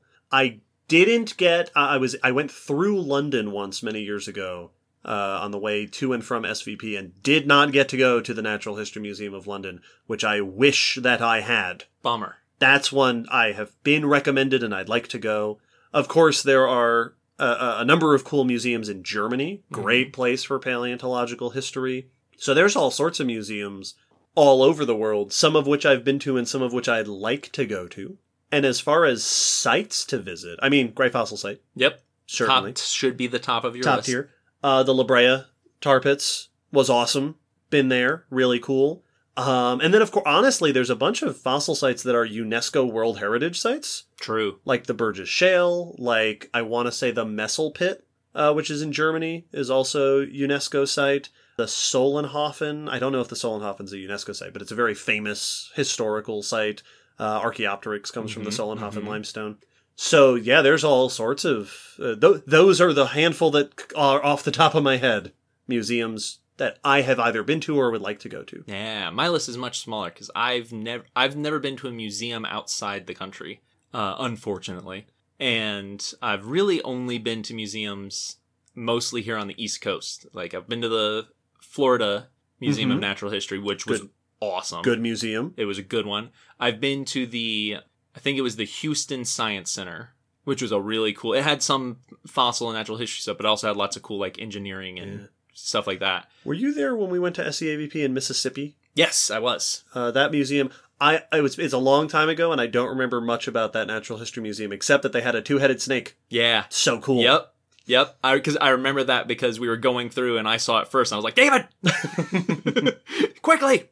So yeah, there's some really good ones out there. I have lots more that I need to go to, so my list of want to go to is much bigger than my list of been to. Finn asks, will there be more live streams in the future? the 4 live chats earlier this year were a lot of fun. Good question. And yeah, most likely. We've enjoyed live streaming whenever we've done it. Yeah, it's been a good time. We've had fun. And we are looking into doing more stuff like that. We don't have announceable specific plans right now.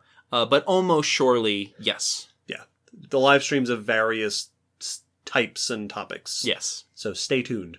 Kale says, I would be interested in hearing your thoughts about what global ecosystems might look like if there were no hominins, but if instead all the extinct charismatic animal groups from throughout history were magically brought back to life into the current era ecosystem.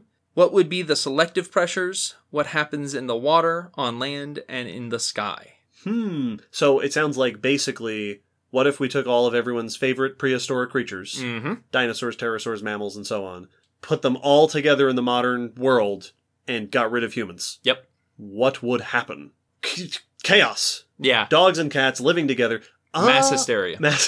I mean, right off the bat, my guess is that many of those different groups wouldn't survive in the same world together. Yeah, because at least not well. If you bring out the charismatic ones, dinosaurs, Ice Age megafauna, the big marine reptiles, and also megalodon style sharks and stuff. You know, or whatever charismatic means to you. You're probably not bringing out all the things they need in their ecosystems to survive. True. You're probably not bringing back all the things they would require to live a healthy, happy life. Yeah. Are their favorite plants charismatic enough? Exactly. That's you know, how much are you bringing back? Are you bringing back T-Rex and everything it would need, or just T-Rex? Right. So I think lots of them would probably be missing stuff. You would also have them causing each other to go extinct left and right. Yeah, I don't know if you could have all the coolest big dinosaurs and all the coolest big land mammals occupying the world at the same time. Well, and I'm thinking about like in the ocean where it's like, are you going to bring back every similarly sized big predatory ocean creature? Mm-hmm. All right, because that's too many big ocean creatures. Right. You know. And are your giant pterosaurs going to survive okay in a world full of tiny birds that we still have today? Are they going to be outcompeted by the multitudes of smaller things? Yeah. So in this scenario, I think very likely, I don't know what would shake out at the end. That's I guess the bigger question. Yeah, I don't know who wins. There'd be lots of. I think it'd be random almost. Like well, it also depends. Like, are we assuming that the global that's what conditions are, because it's real cold these days. Yep. Would dinosaurs who adapted to the iceless world of the Jurassic and Cretaceous even be healthy most parts of the world today? And so that probably be your biggest answer is those charismatic fossil organisms that come back that lived on an Earth, lived at a time where Earth was similar to how it is today, would probably do better than most others. Mm-hmm. And every modern organism would probably do better than most others. Yeah. So after a time of utter chaos, probably it would shake out with a lot of modern ones still around, some being replaced by lucky fossil ones, and most of the extinct charismatic organisms going extinct again. Yeah, probably. Yeah. And don't forget about that lysine contingency. Our next question comes from Slam Jambert, that Slam Jam fool with that Slam Jam cool. Hey, Slam. Welcome back, Slam Jambert. Slam Jambert also paints a picture. You have been granted the power to resurrect an extinct species. However, you must sacrifice an existing species with a similar niche to revive the old one. What will you bring back? What will you replace? What are the consequences? The choice is yours and yours alone. That's a good question. Isn't that fun? That's a fun one. The niche part is what makes it trickiest. Yeah, it's the equivalent exchange aspect here that makes this tricky.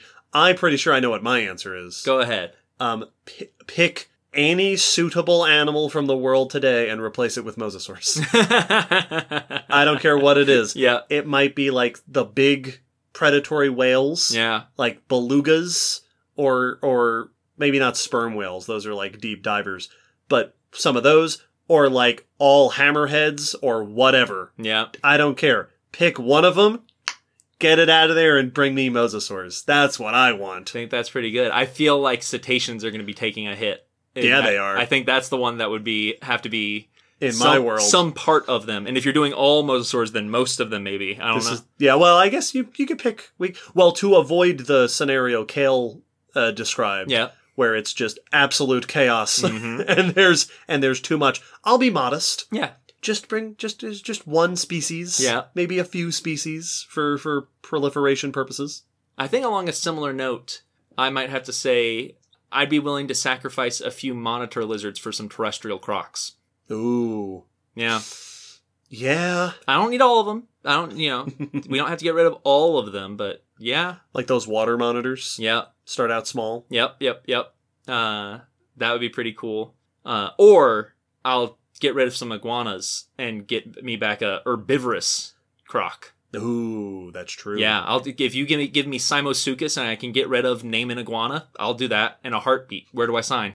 Also, I wonder, because Slam Jambert says, what are the consequences? If we're replacing it with something with a similar niche, I think down the line you'll have consequences where either your transplanted extinct animal goes extinct, like we said in the previous thing, or it means that in a few more million years there's more mosasaurs and more terrestrial crocs. Yeah, and I guess really it would be if we ended up replacing our animal with an extinct one who is not up to task for the modern world, who just doesn't fit in and goes extinct again. We've effectively eliminated 2 species. That's true. And that means we've... No more belugas. Yeah, whatever animal we replaced is missing. So now there's an open niche. There's an open socket in the ecosystem. Oops. That would have to be filled in by others. True. So that's really the biggest threat here, is that we choose an unsuccessful organism. Or we end up picking one that becomes... too successful. Overly invasive. Yeah, ooh, invasive mosasaurs. And just Simosuchus is all over the place, which really there's no consequences of that I can see. Either one of these these seem great. That's an improvement on all fronts. A consequence. That's a gift. Yeah, that's a blessing. That's a bonus. Stephanie asks, deep sea animals that use chemosynthesis, which one do you think is most interesting?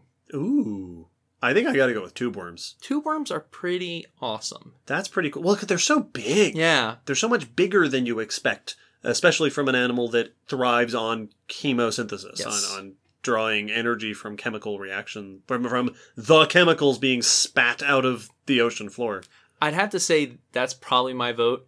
On a side note to that, the scaled snail, the iron scaled snail. Iron-footed snail. Yep, that builds up iron shingles on its body that it absorbs from the water, is not quite chemosynthesis, but it is utilizing the chemicals out of the water to do something really cool. Yeah. And that's probably my most favorite animal that does weird stuff with water chemistry.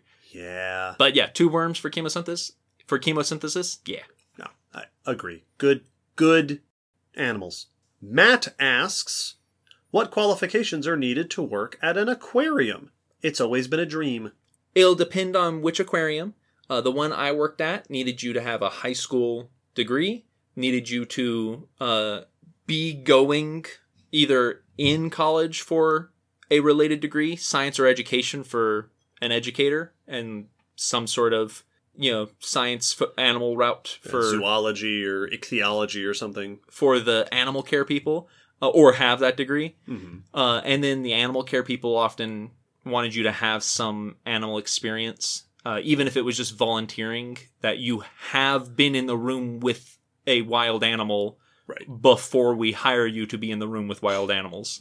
And so a lot of places like zoos and aquariums, if you're wanting to work with the animals, you need to spend some time working with the animals for free. You need to volunteer some time and get some experience doing that, typically before they're going to be willing to chance putting you in charge of anything or paying you to take care of their animals. Yeah, makes sense. And it's got that typical tough break of how am I supposed to get work experience when no one will hire me? But most zoos and aquariums take volunteers, have volunteer programs. Right. So if you're wanting to work with the animals, that's probably going to be your first step. If you're just wanting to work there and talk about the animals, you can also still volunteer, and that will get your foot in lots of doors.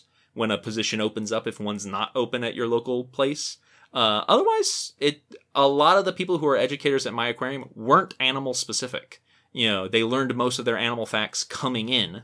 And then other people were very animal focused and learned a lot of their education skills coming in. So you don't have to be already perfectly formed animal interpreter when you first go there.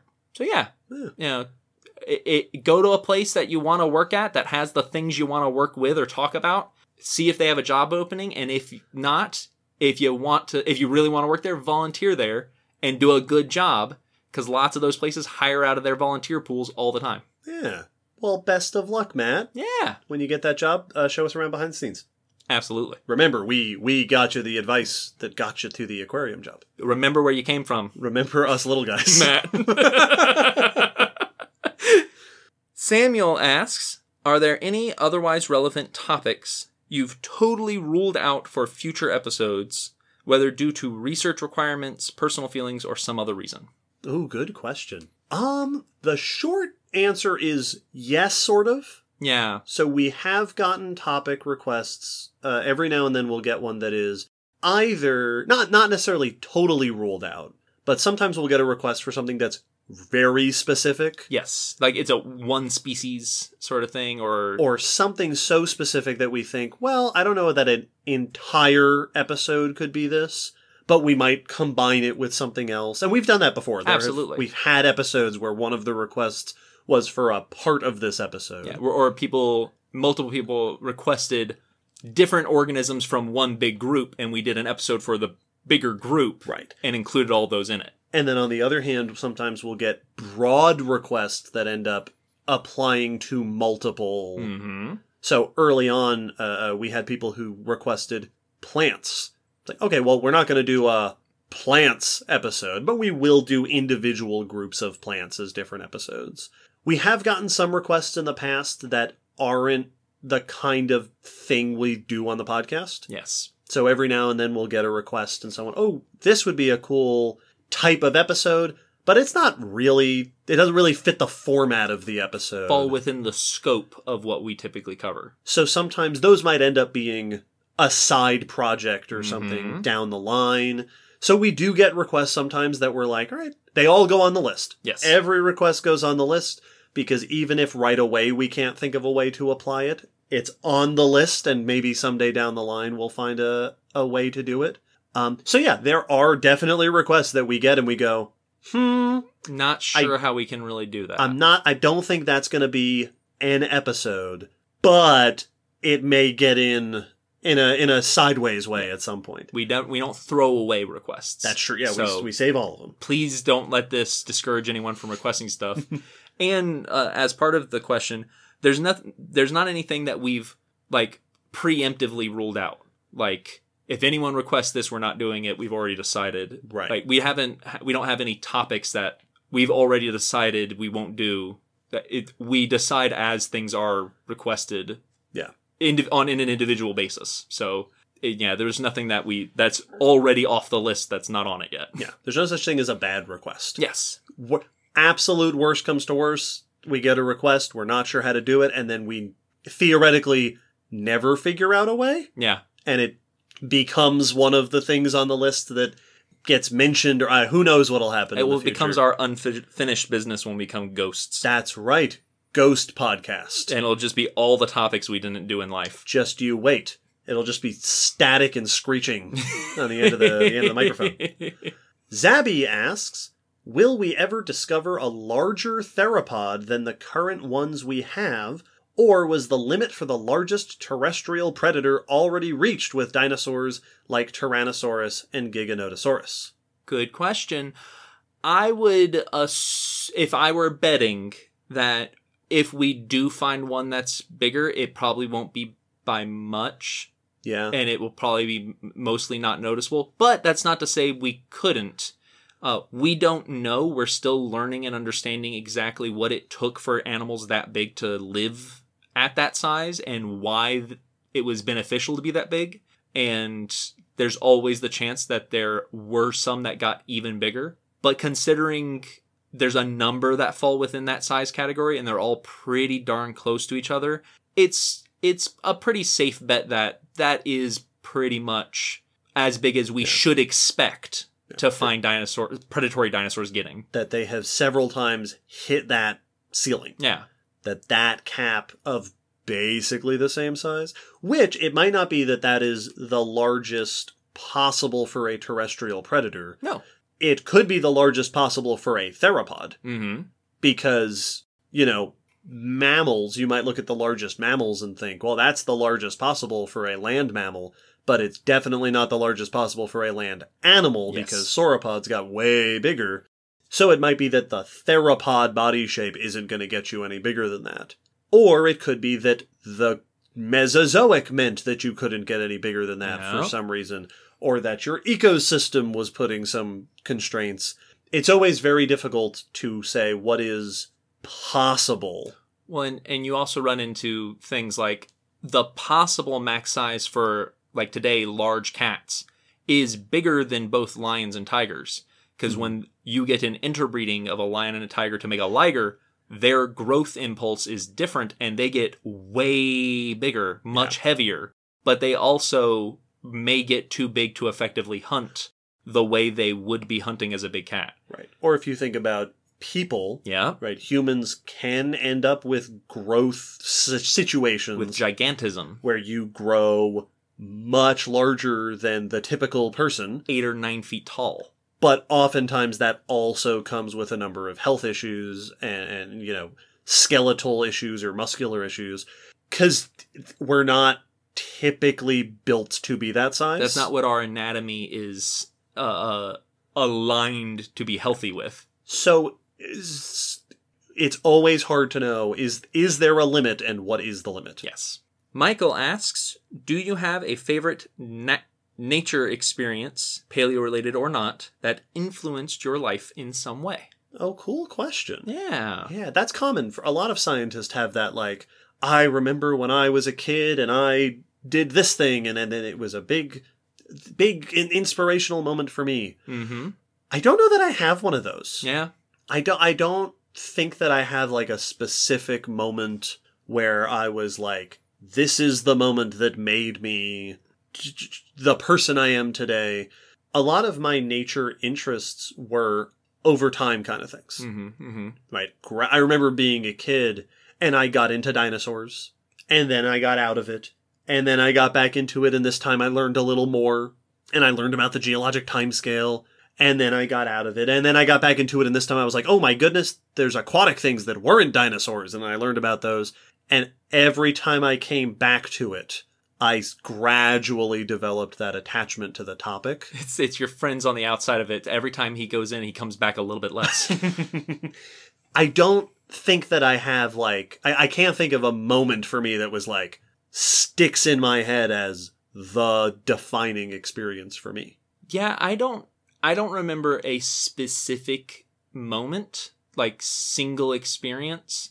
Singular sensation. But I've been interested in animals since going back to the time that I first can remember having memories. Like when I was a toddler, I would be out in the yard catching bugs constantly. Like my mom says the first time I went to do it, she went to stop me because she thought I was about to crush it. And then I was just carefully holding it in my little toddler sausage fingers. Since I was little, I was interested in that and good at it. And so there may have been a moment, but I can't remember it because it was too early. But ever since I was little, I've always liked animals.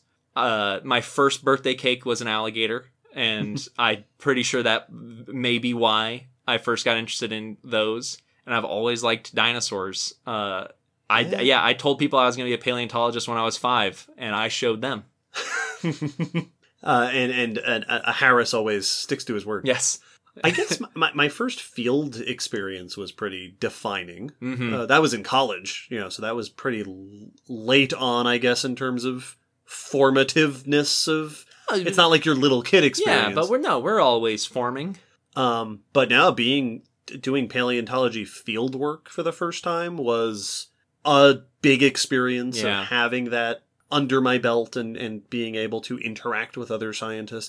Incidentally, also, that trip, which took me out to the Black Hills of South Dakota, was also the first time I ever looked up and saw the Milky Way.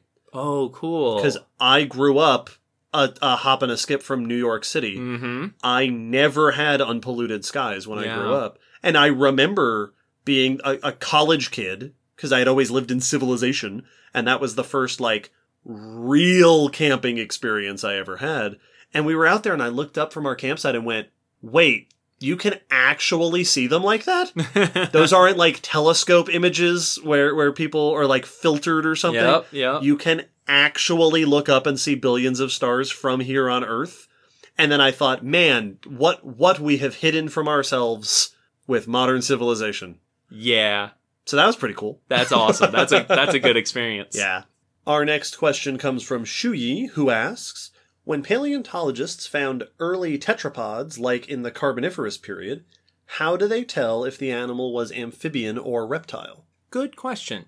It's actually can be difficult, especially since early tetrapods were not amphibians as we recognize them today. Right. And since early reptiles developed from those early tetrapods. There's a transition period and group of fossils that would have had potentially features of both, making them not quite perfect fits for one or the other. Right. There's not a hard line between them. But generally, there are some things you can look for in reptiles that might indicate presence of claws is one very common one. Structures of the skull. Yeah. There are common features in the skull that are pretty much true for all reptiles since those earliest ones that you don't really have or not in the same way in amphibians. And there are very likely other more specific features that may be able to ID something to a group of amphibians and therefore exclude it from reptiles, even if you're missing other stuff. Right. You know, if it has the right backbones to be in this group of salamander, then you can place it there even if you can't confirm whether or not it had claws. Yeah. Often identifying what group a fossil belongs to comes down to very specific esoteric features of the bone. Like when people say, well, what makes something a dinosaur? It's like, all right, well, there are a few classic general examples of the way the legs are positioned under the body. The holes in the skull. But a lot of the time, features that help us to identify a fragmentary fossil might be very specific structures on a leg bone or in the hip bones or of this particular weird ridge on this inside of this one bone in the skull, because those are things that come around at the origin of that group. Yes. Larissa asks, how does finding small fossils work? What is the smallest fossil ever found? Which one have you found that was the smallest? Cool questions. Yeah, tiny fossils. So it depends on what you mean by small. So how does finding small fossils work? Oftentimes, fossil sites will sift their sediment to find small fossils on the order of, like, mouse teeth and frog toes and things like that. Running the sediment through a mesh screen. But if you want to find really small fossils, actually small, you do a similar process where you are either sifting or dissolving away sediment to leave behind things like pollen grains or algal cysts or things that are actually microscopic. You need magnification to even perceive them. As far as the smallest fossils ever found, well, there are fossils that appear to be bacterial. Yeah, we do have things that seem like they are microbes. Yeah. But then, depending on what you want to count as fossil, there have been studies of just fossil DNA. Yep. Or biomolecules, which are just molecules, which are, of course, extraordinarily small. And finding those is going to be different from finding even larger things like pollen grains. Yeah. Oftentimes when you're studying really, really small fossils like that, you're specifically looking for those. Yes.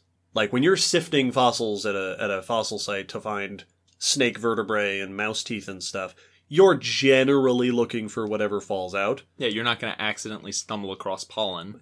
But if you want to find bacterial fossils, you go, we should see some here, and we are going to use these specific methods for etching away the rock or for scanning the fossil to identify those tiny, tiny fossils. Yeah. As far as which have we found that's the smallest? I mean, I've done a lot of picking at the Gray Fossil Site. I was going to say, while picking, I found some pretty teeny tiny little teeth and seeds.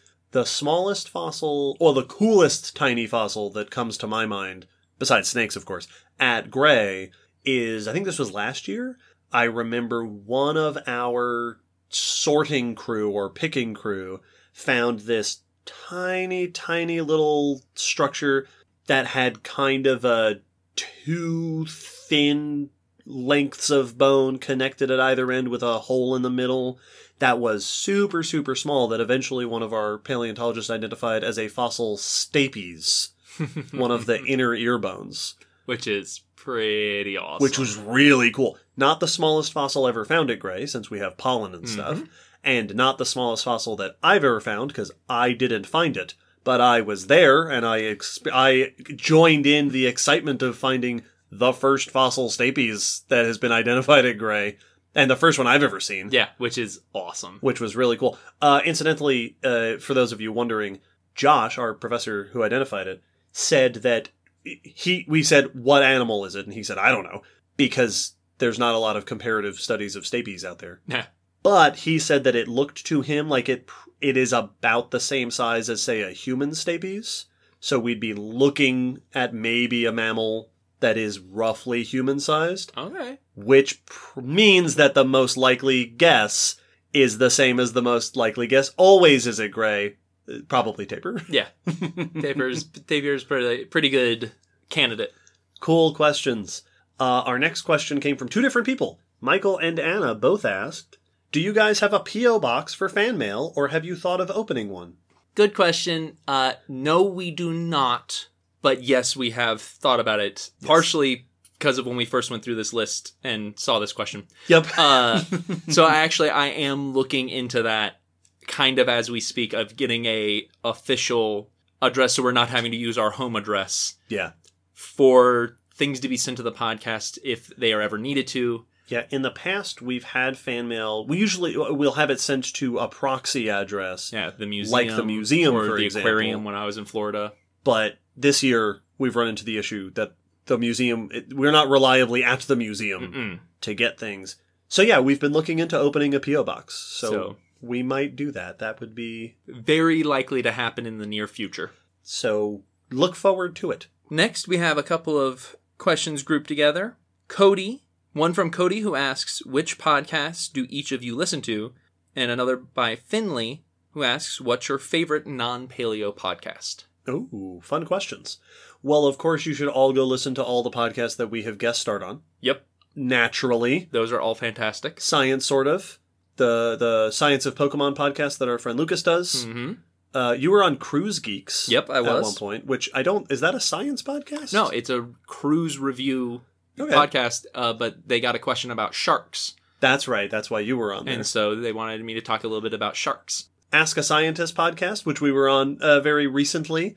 So there's a bunch of those that, of course, we want to plug. Yep. As for others that we listen to, science and non-science, we mentioned I used to listen to Astronomy Cast a bunch. Yes. I've talked about Discovering Darwin on this podcast before, and we've had Dr. Sarah Bray on.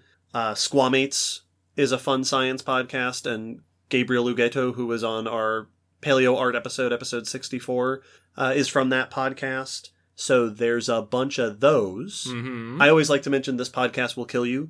Yep. The Errands talking about epidemiology, which is a lot of fun. And then as far as non-science podcasts, I actually have my podcast list brought up here. Nice. Yeah. What have I been listening to? I do not listen to a ton of podcasts, so David's list is much longer than mine in this regard. I haven't listened to Critical Role much recently, mm-hmm. But I was for quite some time. I got a couple of Pokemon podcasts that I've been sampling recently. One of them is the comicbook.com one. Oh, yep. A wild podcast has appeared, which I've been enjoying. Actually, the podcast I've been listening to most often recently is Office Ladies. Mm-hmm. Yes. Which is a podcast, an episode-by-episode watch-through of The Office, hosted by Jenna Fisher and Angela Kinsey, who played Pam and Angela on The Office. So they talk about their memories and experiences of filming the show and what they remember from each episode and things like that, which has actually been really cool. Which I've been enjoying because then I get the fun bits of trivia Yeah. as you listen. Origin Stories is on here. I always like to plug Origin Stories by the Leakey Foundation. That's science. That's human evolution and culture. I used to listen to Critical Role as well as Acquisitions Incorporated C-Team, another D&D podcast. Yep. Welcome to Night Vale's on my list here. Welcome to Night Vale. I listened through most of that, and then I've fallen behind. Though currently we both, one that we've both been very into is Magnus Archives. Yeah. And as far as favorite non-paleo podcast, that one. Yeah, that'd probably be one of my top favorites nowadays. That's definitely top of my list. Also, A Touch of Grey. Yes. Our friend Sean and Brian have that podcast about the Grey Fossil Site. I don't think they've been doing it recently with the pandemic and stuff. Mm-hmm. But we should definitely plug that because, you know... We were also on it. We were on it.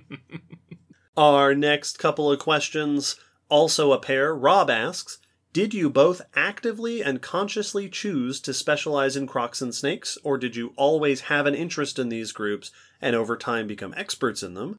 And Crew asks, similarly, how did you guys find your loves for what you study and what you know? How would someone like me, who's going through college, find my niche? Oh, very good question. Well, for the first section of it, as we mentioned a little bit earlier, for me personally, I've always been fascinated by crocs. Mm-hmm. Those have been my favorite animal for a very long time. Sitting on my shelf right now is a little stuffed alligator that I've had since before I was double digits. So yeah, I knew that was in my future.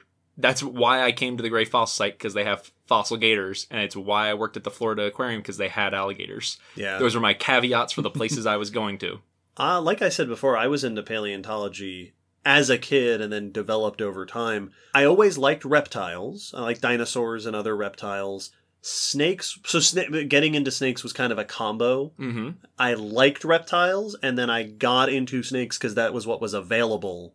The first time I said, hey, I want to do a research project, and Russ Graham, my paleo advisor as an undergrad, I said, hey, all these other paleo kids are doing cool projects. I want to do a cool project. And Me he too. said, we got all these salamander and snake bones that no one's been working on. You want to do those?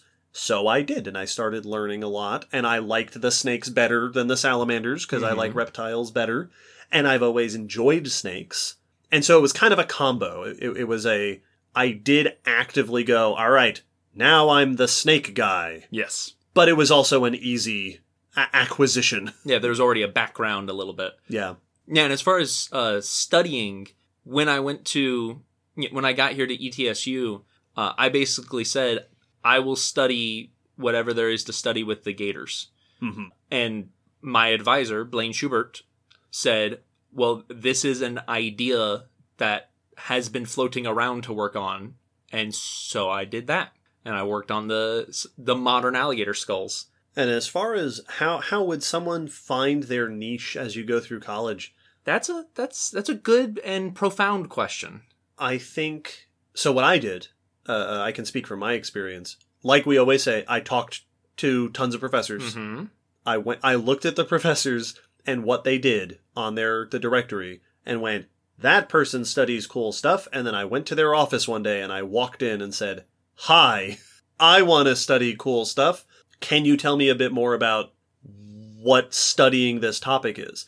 And what I found, which I have come to realize is a truth about the world, is that when you walk into a professor's office and say, hey, tell me some things about the topic you've dedicated your entire life to studying, you will hear about it. They are usually willing to acquiesce. They will tell you. The other thing I did is I took 1,000 electives. Yeah. I loaded up my schedule with elective. Anytime there was like, you have to take a biology class here, or a biology or a science class, I'd go, all right, down the list, what am I going to take? Entomology? Awesome. Mm-hmm. I took a class called symbiosis? Cool. And some of them stick, and some of them are less interesting when you get into it. So get experiences. And that was going to be my main point, is just pay attention to your own passions. Like, expose yourself to neat experiences and cool classes and interesting topics, watch documentaries. Yeah. You know, it doesn't have to be taking lots of college courses. Look up interesting documentaries, try them out, watch them, and then just pay attention to what things get you more excited, and then pursue that. Don't get discouraged just because it seems like something that, you know, might not be the easiest topic. Someone out there is studying it. Yeah. There's no reason you can't be another person studying it. Like, and also don't forget that you can always do more stuff later. yes. I know I've known tons of people who got 10 years into their career and went, I want to start dabbling in this other related topic a little bit now. And oftentimes that's a possibility. Yeah. So there's always that fear of, well, if I don't do this topic, what if that was my passion? Mm-hmm. You're going to do great in whichever thing you choose. You got to pick something, pick the thing you like, and then make the most of that thing. Yes. Make it your niche as much as choosing your niche is carving your niche. And then you can do what you will with it later on. Yeah. And best of luck. Our next question is from Milu, who asks, what influences does studying and practicing paleontology have on you existentially as a person? Like, say, on your worldview, your philosophy, etc. Oh, cool question. Yeah. I think that... I love this question. I think about this all the time. Mm-hmm. What a person's expertise, how that impacts the way they see the world. For me, I think that it makes me see the world in a much more historical perspective. Yes, Like, I'd agree with that. Deep historical. Because it means that I look at the world and I see it as the current chapter in an extremely long story. And the way that I think about it is, like, I'll look around at things, and everything around us has some sort of deep history. Every rock is from a specific formation, from a specific time, from a specific environment. Every organism that I see is the end member, so far, of this lineage of evolutionary history going millions of years. Way, way, way back. I think that one of the most exciting things about understanding evolutionary history is that it really connects all living things in a way that sounds a bit hippie-esque. You know, we're all the children of the Mother Earth. But in a very real way, like, me and Will share an ancestry going back, you know, some number of thousands of years. Me and my cat share an ancestry going back some tens of millions of years. Me and my snake share an ancestry going back some hundreds of millions of years. And that's really cool.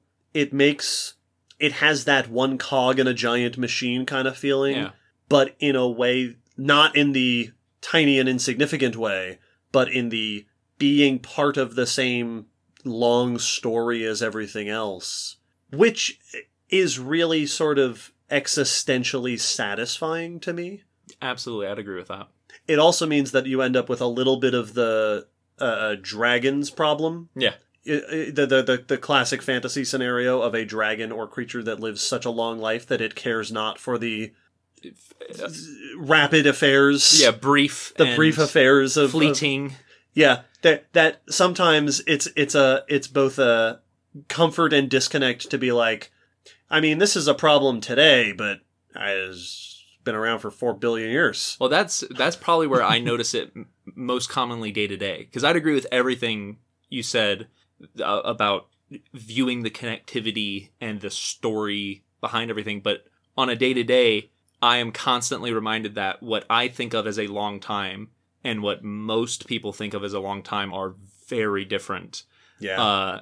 And I think of it in like fiction and all the time when it's like, you know, this person's immortal. How long have they been around? 2,000 years. It's like, all right, I mean, that's hardly a test to say they're immortal. Right. Like, there's a bunch of trees that have been around longer than yeah, that's not long. Or if something's like, you know, this thing is everlasting, but then it's all right, but what do you mean by everlasting? Right. Because I'm thinking of billions of years, if that's the case. And so there's lots of moments like that, and it definitely affects things where I would run into it at the aquarium all the time, which is a very conservationist-minded organization with many people who are very conservationist minded, and I am conservationist minded, but to me, extinction is also a normal fact of life. Most of the things I talk about day to day are extinct. Most of life is extinct. Extinction is natural and has been natural since life has been around. So there would be many a time where I'd be talking with people and they were like, well, yeah, but we can't let it go extinct. I'd be like, oh, I mean, we can and we can't. Like, why can't we? You know, you need to have more of a reason than just it's bad for it to go extinct. And it would make my perception on topics like that, what does it mean to preserve a species and all that sort of stuff. Yeah. So yeah, it definitely affects, and the deep time I feel like is one of the biggest parts of it. Yeah, it's to have that perspective, not just, and for me, not just on deep time, but on diversity. Yes, absolutely. I think that it gives you it gives me a very different understanding of what unique means amidst the diversity of the planet.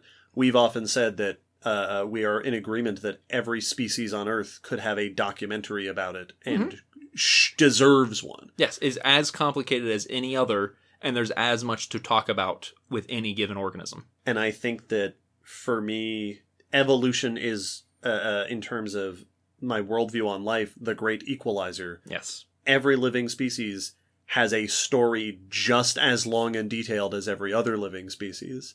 And we're all part of the same web. And it's a cool... I like stories. Yes. And I've often described studying paleontology is like watching a movie that shows you the end. Yes. And then you follow the story of how we got to that point, right? Or it's like reading a book and knowing what the ending is, and then watching as things develop to the familiar point that you know about. Yeah. And I love it. It's a really cool perspective to have. Yes, I'd agree. Good question. Here's another pair of questions. Jackson asks, if there was an episode or topic you would like to revisit or redo, what would be each of your choices? And Llewellyn asks, if you had to pick one of the first 25 episodes to redo, which one would you pick? Interesting. There's not like one particularly that I can think of that I'm disappointed in. Yeah. But there are definitely some that I feel like I could do better on. Yeah, I owe it. My immediate thought is the Crocs and Snakes episodes. That's the one I was going to say. Is Crocs is probably the one I feel that way the most about, because it was the earliest topic, and it was those two were the earliest ones we each headed. Yeah, we were less polished. We weren't used to it. We didn't have the practice of outlining an episode. We were less confident. Yeah. Well, and then in terms of revisiting, there are definitely topics that would be super cool to revisit. Yes. And especially the early ones. So, more on Crocs or more on snakes certainly would be cool. Some of our topics are things that are heavily researched, so there could be updates to be provided. Like, I don't know how much has been learned about the KPG extinction in the last 4 years, but there could be a bunch that we could add on to those older topics. Lots of taxa, I feel that way about. And we have with many, where it's like, you know, we are certainly going to do, you know, we've done more dinosaurs since doing dinosaurs and stuff. But like those are the ones I always think of as, you know, now that we've done whales, someone ask for dolphins or orcas or something. Like more specific topics within that umbrella. Yeah, stuff like that, so that we can zoom in a bit more by revisiting it. Yeah, good question. Laura asks, what is your favorite plant fossil? Why? Good question. I don't know all of the plant fossils. But in the first one that comes to my mind, sometimes it feels like this is the T-Rex answer of plant fossils, but Lepidodendron's pretty awesome. It's pretty cool. The scale tree. It's exciting. I think it might be one of my favorites because I can identify it. Yeah. It's one of the few plant fossils that when I see it, I know what that is. That's Lepidodendron. I think mine's is definitely for much more personal reasons, is the plant stuff from Gray that I got to pick. So nothing specific, but that plant material was very cool and exciting to be like, oh, look, a seed. Like, I just picked up a 5 million year old seed. That's cool. Yeah. That was a very cool experience. So, yeah, that's probably mine. Cool. Good stuff. Lydia asks, if you could get on the con circuit, like Comic-Con, Dragon Con, etc., full time, but you could only be on a single panel as a team, what would it be? If you could also be on a panel individually, what panel would that be? Cool. It's just one panel. Yes. Forever on cons. As a team and as individuals. As a team, I think my vote would be Paleo Power Hour. Yeah. We've been doing that at Dragon Con, and it's just what we're doing right now on the Q&A, with a live audience. A room full of nerds. For an hour. Ask us paleo questions. For an hour. For an hour or maybe 2.5 hours. Us, Trevor Valley, Karen has been with us this year. We also had Riley Black as part of the virtual version of it. Yeah, no, absolutely. As a team, that's fantastic. Yes.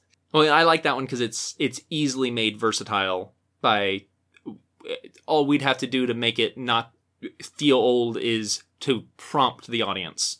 Yeah. Does anyone have any questions about this topic? And then they come flooding in. And then they come flooding in. Because people always have more questions and they will always ask things we never even thought of. Yeah. And that's perfect. Yep. Individually, I mean, I tried this year, but it got weird. And will continue to try in the future to establish my series of Pokemon-related paleontology panels. Yep. Speculative evolution for me.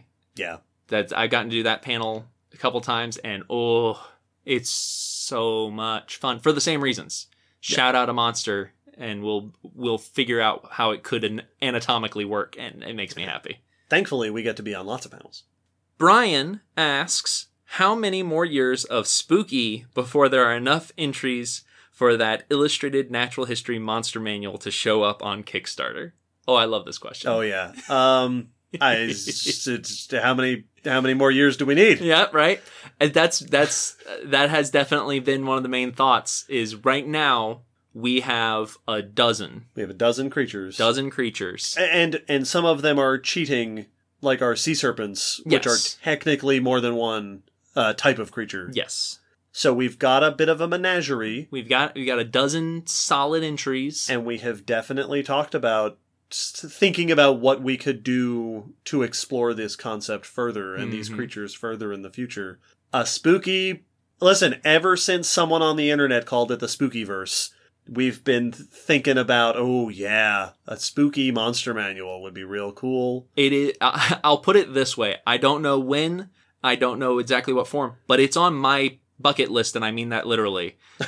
It's getting made into a book. It's gonna happen. These kinds of exploring a fake natural world books written from like an explorer's point of view were such a huge part of my childhood that if I could make one with something we created here on the podcast, like if I could be part of that, I will die happy the next day if I have to. We look forward to more writings about Spooky, more art about Spooky. 'Cause one way or another, we're definitely going to do stuff like that. Yes. Maybe we'll start our own D&D podcast, and it'll be in our Spookyverse. Oh, I like that. Oh man. You said it, and now it has to happen. I said it, and now it has to happen, and I know who's going to DM it.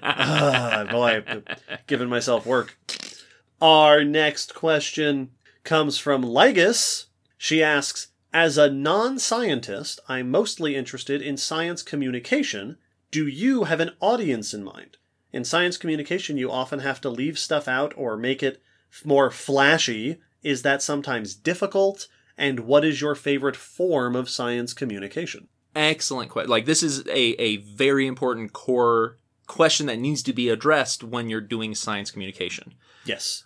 Is who's your audience and what are you including? Yes. What is your content goal? Yeah, exactly. Who's your audience? How are you going to try to connect with them? And what are you trying to get across? And this is a conversation we had before we ever started the podcast. Absolutely. For us here on the podcast, at the beginning, we were aiming for younger people to younger adults. High school to college age. Right. Adult, near adult and up. Yes. And we were aiming for science interested, but not science affiliated. Like scientists. Yeah. Right. We have scientists who listen, and that's awesome. Well, and that was what I was going to say next, is something that has happened since that decision was made is we've learned that our audience is not always what we expected it to be. Mm-hmm. We do have a number of younger individuals. Like Hannah, who's 5. Yeah. We have a number of scientists. We have lots of teachers, which is something we had not expected or prepared for. We have not significantly shifted our approach to it because we still want to aim for it to be accessible to that broad category. Right. And as far as when you're communicating science, how to get people interested with the do you include flashy things is something that you have to be aware of, and is something that I would go over with my tour guides when I was training at the aquarium. I would address that of like, fun facts are a great tool, but if you only use fun facts, it's no longer about the facts. It's only about the fun aspect of them. You're not actually teaching things. It's not important how big a blue whale is. Why is it that big? Mm-hmm. What does it mean for? What does it mean? What does an animal that big, mean to the environment? It doesn't matter that a stingray has a stinger. Why does it have a stinger? Right. So there is an aspect that you have to be careful about overshadowing the science with the fun.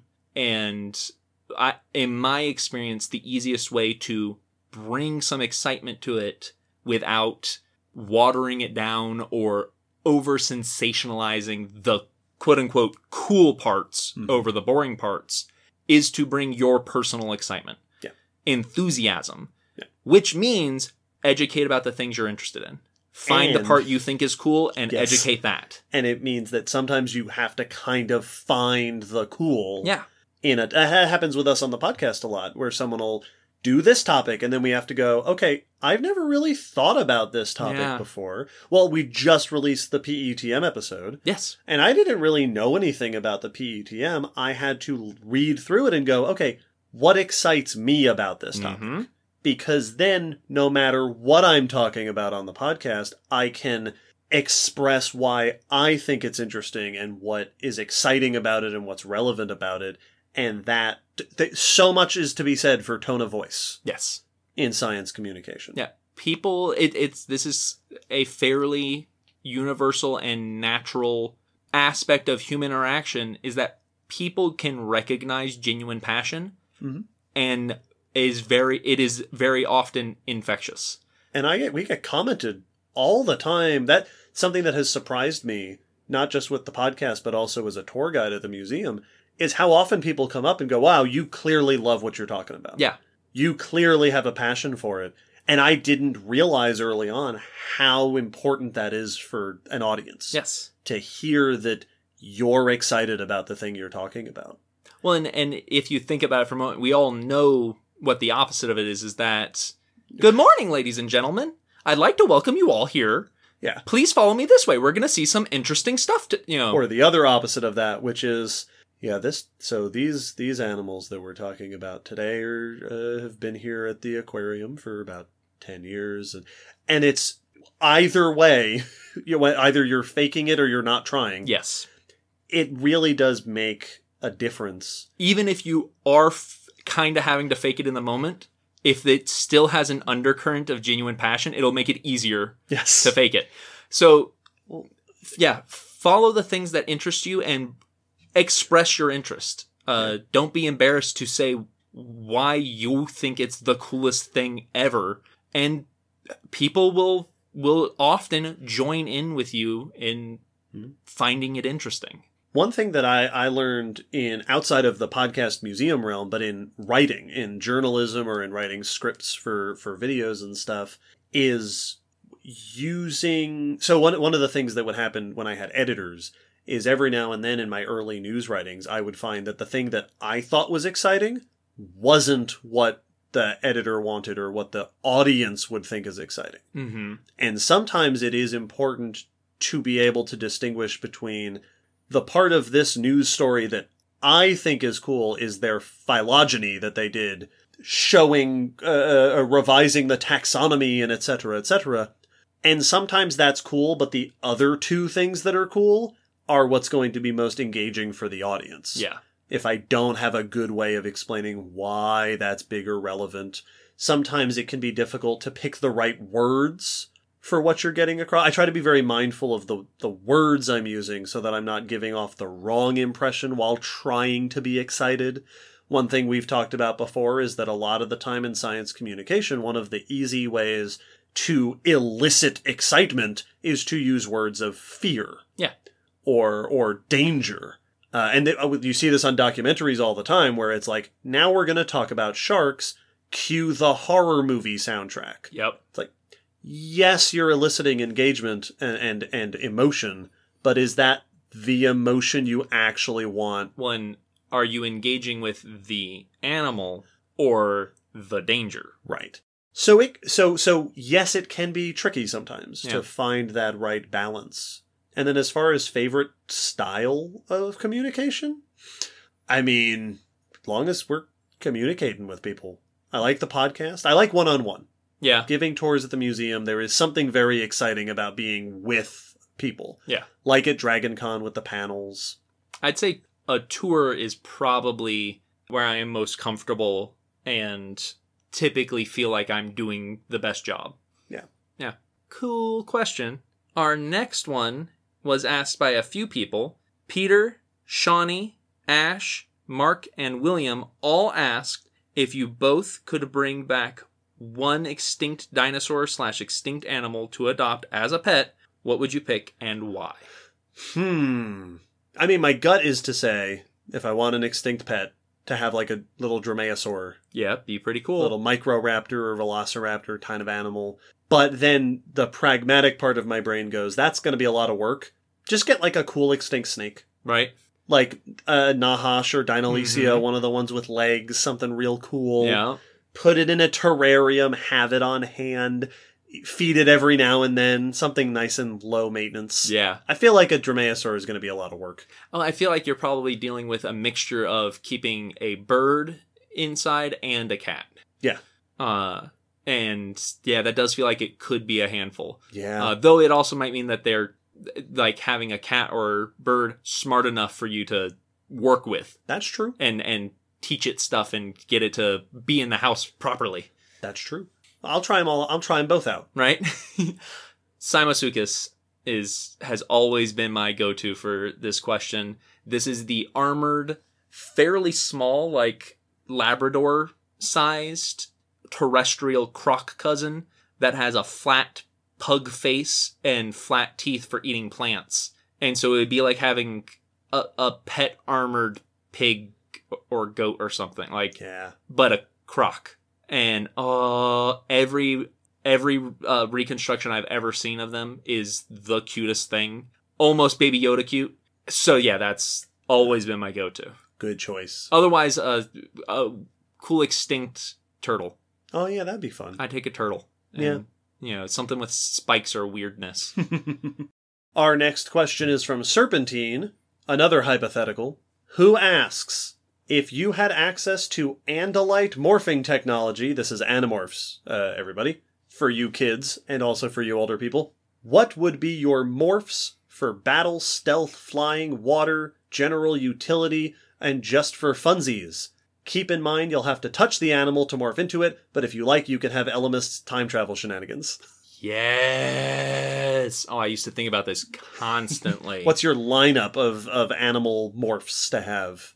So, battle first. What's a good battle animal? I think that half of these, the answer is crocodile. Right? I mean, crocodile's pretty good. Like, I'm good in the water. You're good in the water, you're good at battle, you're good at stealth. It's pretty stealthy. That, and also just for funsies. Right? Yeah, for funsies, I'd be a croc all the time, every time.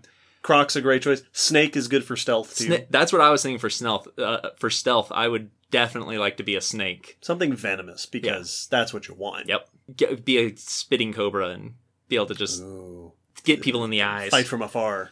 For flight, I'm torn between going with something big and powerful, like a harpy eagle, or going with something fast, like a falcon. Yeah. Giant as dark pterosaur. Actually, now that I think of it, I'd want to be a goshawk. I just now remembered. I had thought of this one. Goshawks, those are the ones that are made for flying through trees, that they live in forested. Oh, yeah. And so they are really good. Like, they've done tests with them of flying through holes. Oh, yeah, I've seen these. And they can, mid-flight, completely close their wings, pass through an opening, and then continue flying again. Yeah. And that's, I want to be that. I want to fly around indoors and not be impeded by walls and stuff. Ooh, nice. Less than 2 hours, Will. Yep. Also, water and stealth both. Octopus. Octopus, yes. Ooh. Also good for general utility. Ooh. And so far, at least on mine, but I'd be pretty easy to get my hands on. Goshawks are handled by people. True. I've touched... Find a croc. I've touched crocs already. Yep. So I've got that one. Snakes, easy. Yep, I've touched a number of snakes. I haven't touched a spinning cobra, but you know. I know people. I'll find one. Cephalopods. I've already touched one of those. Have I touched an octopus? I've eaten octopus. Yeah, I don't know if that counts. That might count. I think they have to be alive. I think they have to be alive. I don't remember. I would be able to turn into Scylla. That's that would be our octopus from the aquarium that I touched. As far as just for funsies, I know for Will, orangutan's going to be somewhere in there. Get your hand feet. Oh, I know. I'm going to be in there more 2 hours. That's it. Forever. This is it. That's your perfect self. I'll learn sign language. It'll be great. I'll have an interpreter do the podcast for me. We could sit here all day. This would be... And come up with lots of great examples. This makes me want to reread the Animorphs. Yeah. Here's a funny story that'll make some people very unhappy. I read, as a kid, every single, like the main series, the side ones when they did Dinomorphs and all that, up until the last 2 books, which I didn't read, and then never finished. Yeah, yep. Never. I don't know why. I stopped one day and never went back to it. Never read the last 2 books out of like 60. Yeah. I read like a handful. Like, yeah, the ones I had, because I've never been a big chapter book reader, and I read a few. I read the one where Rachel gets sick because she touches a crocodile because it had a crocodile on the cover. Yep. And that's why I read it. And I read a few others. I never got to read any of the time travel ones, but I had all the toys. They had a whole bunch of transforming action figures that would be some of the characters that turned into some of the animals. And I had a bunch of those, and they were awesome. Our next question is from Nemo, who asks, how is the equality in the scientific paleontology community?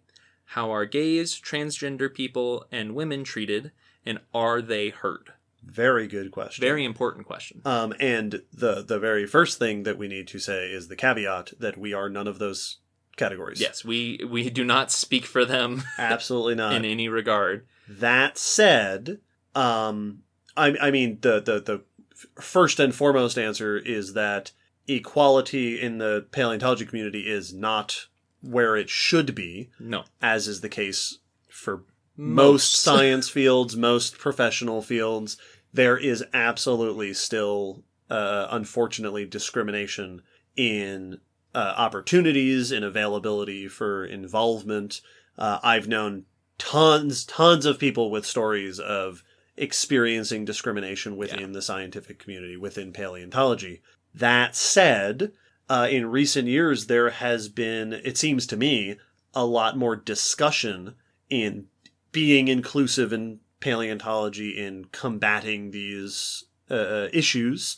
I've seen a lot of branches of universities and of paleontological societies and other science societies forming into committees on diversity or committees on discrimination, forming communities that are specifically meant to foster inclusivity for women, for LGBT, for any sort of diversity demographic that might be struggling. Yeah. So this is a topic that seems to be gaining more awareness and gaining more traction. It seems to be becoming more acceptable to be concerned about this than it has in the past. Paleontology, like a lot of sciences, is historically a very white, very man-dominated Usually field. upper class. Usually upper class. So, and I don't want to go into too much detail because I honestly don't. No, neither of us are detail. experts on this either. But there is diversity of people within paleontology, and it is a growing and hopefully improving situation. There's active effort to make it even more welcoming, even more inclusive. Yeah. So it is definitely not as bad as it could be. And as it has been. And as it has been compared to other fields. So is it equal? No. No. But hopefully getting there. Yeah. And on the right track. I can say, at least within our echo chamber of the paleontologists we are close with and friends with, it is a key priority to make it welcoming and to make sure that those bad stories become less and less. And if you're interested in learning more about this or just seeing the experience going into these topics, on social media there are tons of paleontologists who are women. I follow a handful of paleontologists who are trans, plenty of gay paleontologists or lesbian paleontologists, etc. Paleontologists of various backgrounds, various ethnicities. There's a lot of diverse paleontologists on social media. So you can seek them out and find them. And there are even, like, on Twitter, there are lists people have put together of like, women in paleontology and so on. Our next question comes from Larissa, who asks, how can students support you in the best way? Student budget is kind of tight. Aw. Yeah, no, we understand. We were students too at one point, and boy, they sure are. I mean, you sent us questions on our Q&A, which is a way of contributing to the podcast. That really is kind of the biggest thing I can say is just participating, listening. Yeah, tell your friends about us. Tell other people. Leave us a review on iTunes, because it helps the ratings and helps iTunes share the podcast. Yeah, all of those things are great and supportive. We never want it to feel like if you're not giving us money, you're not really supporting us, because most of our listeners aren't giving us money, and we are thankful for all of you. Yes. Send us topic requests. If you... we get lots of emails and people follow us on social media. Yeah. All of that is attention for us. It contributes to the podcast. And if you're... Even though it's kind of like being a statistic... Yeah. If you are yet another person following us on Twitter, well, that means that our Twitter visibility is just that much higher. Yep. And on a more personal note, interactions like this one, like the question you submitted, is very encouraging to us. Yeah. Every time we get a question or a just conversation, comment or a topic request, that's encouraging to us. And the topic requests are what let us maintain to make every episode a requested episode. So if you can't actually give us money, that's okay. That is 100% fine. If you can someday down the line, go for it. That is also 100% fine. That also acceptable. Next, we have a question from David, who says, going back to episode 46 on cryptozoology, he beat you to it. Cryptozoology. Are there any cryptids that seem likely to actually exist? The orang pendek of Sumatra comes to mind. Ooh, fun question. Mm-hmm. Do you have any favorite, maybe actually real cryptids? If you go and look up a list of cryptids, like to the Wikipedia page and just like the list of cryptids, there actually are a number in there that are like the lesser something something woodpecker in Wyoming. Right. Which is things that are thought to be recently extinct. Or a color morph of like, hey, we've seen blue woodpeckers. It's like, there's no blue woodpeckers. I've seen blue woodpeckers. Mm-hmm. And there's things like that are mundane animals. Other versions or recently extinct versions of animals we know exist that are part of our ecosystem. I'm sure a bunch of those. I mean, because there's a bunch of those that are now known. The okapi is the classic go-to that every cryptozoologist website will have plastered all over it somewhere, because that is their go-to support for people reported the okapi. No one believed them. No one could find it. And then finally we did. Yep. That technically made it a cryptid because it was a hidden animal only known by word of mouth. Right. So those kinds of things count as cryptids. Mm-hmm. Basically everything else that people typically mean when they say cryptid, Bigfoot, Mothman, Nessie, the Jersey Devil, Chupacabra, etc., no. Well, and it's likely to be a thing. Sure, you probably saw a thing. Yes. But is it Bigfoot? And on some of those, could there be a large aquatic animal with a long neck? Well, yes, we know those existed. Is there one in Loch Ness? No. So yeah, for the most part of the famous cryptids, there's not a single one that I find feasible. Mm-hmm. I think people very likely did have a sighting of something and then were influenced by popular media and other stories to say it was Bigfoot. Right. I don't think any of the popular ones are reasonable. Yeah. Our next question is from Michael, who says, what suggestions do you have for a young adult interested in working in science communication, e.g. college courses, first jobs, attitude, etc.? Oh, very good question. Very practical question. Oh, yeah? Look into those science classes. Take lots of science courses and follow the ones that most interest you. You know, it doesn't matter what kind of science it is that you're wanting to communicate. Just pursue it. And another big part of science communication is speaking skills and people skills. Yeah, or writing skills, however you're going to be communicating. Yeah, you need to be good at the form of communication. So if you're wanting to write science articles, take some writing courses. Yeah. You know, even if it's practicing writing prose, you know, even if it's story writing, whatever it is that you're able to get practice in.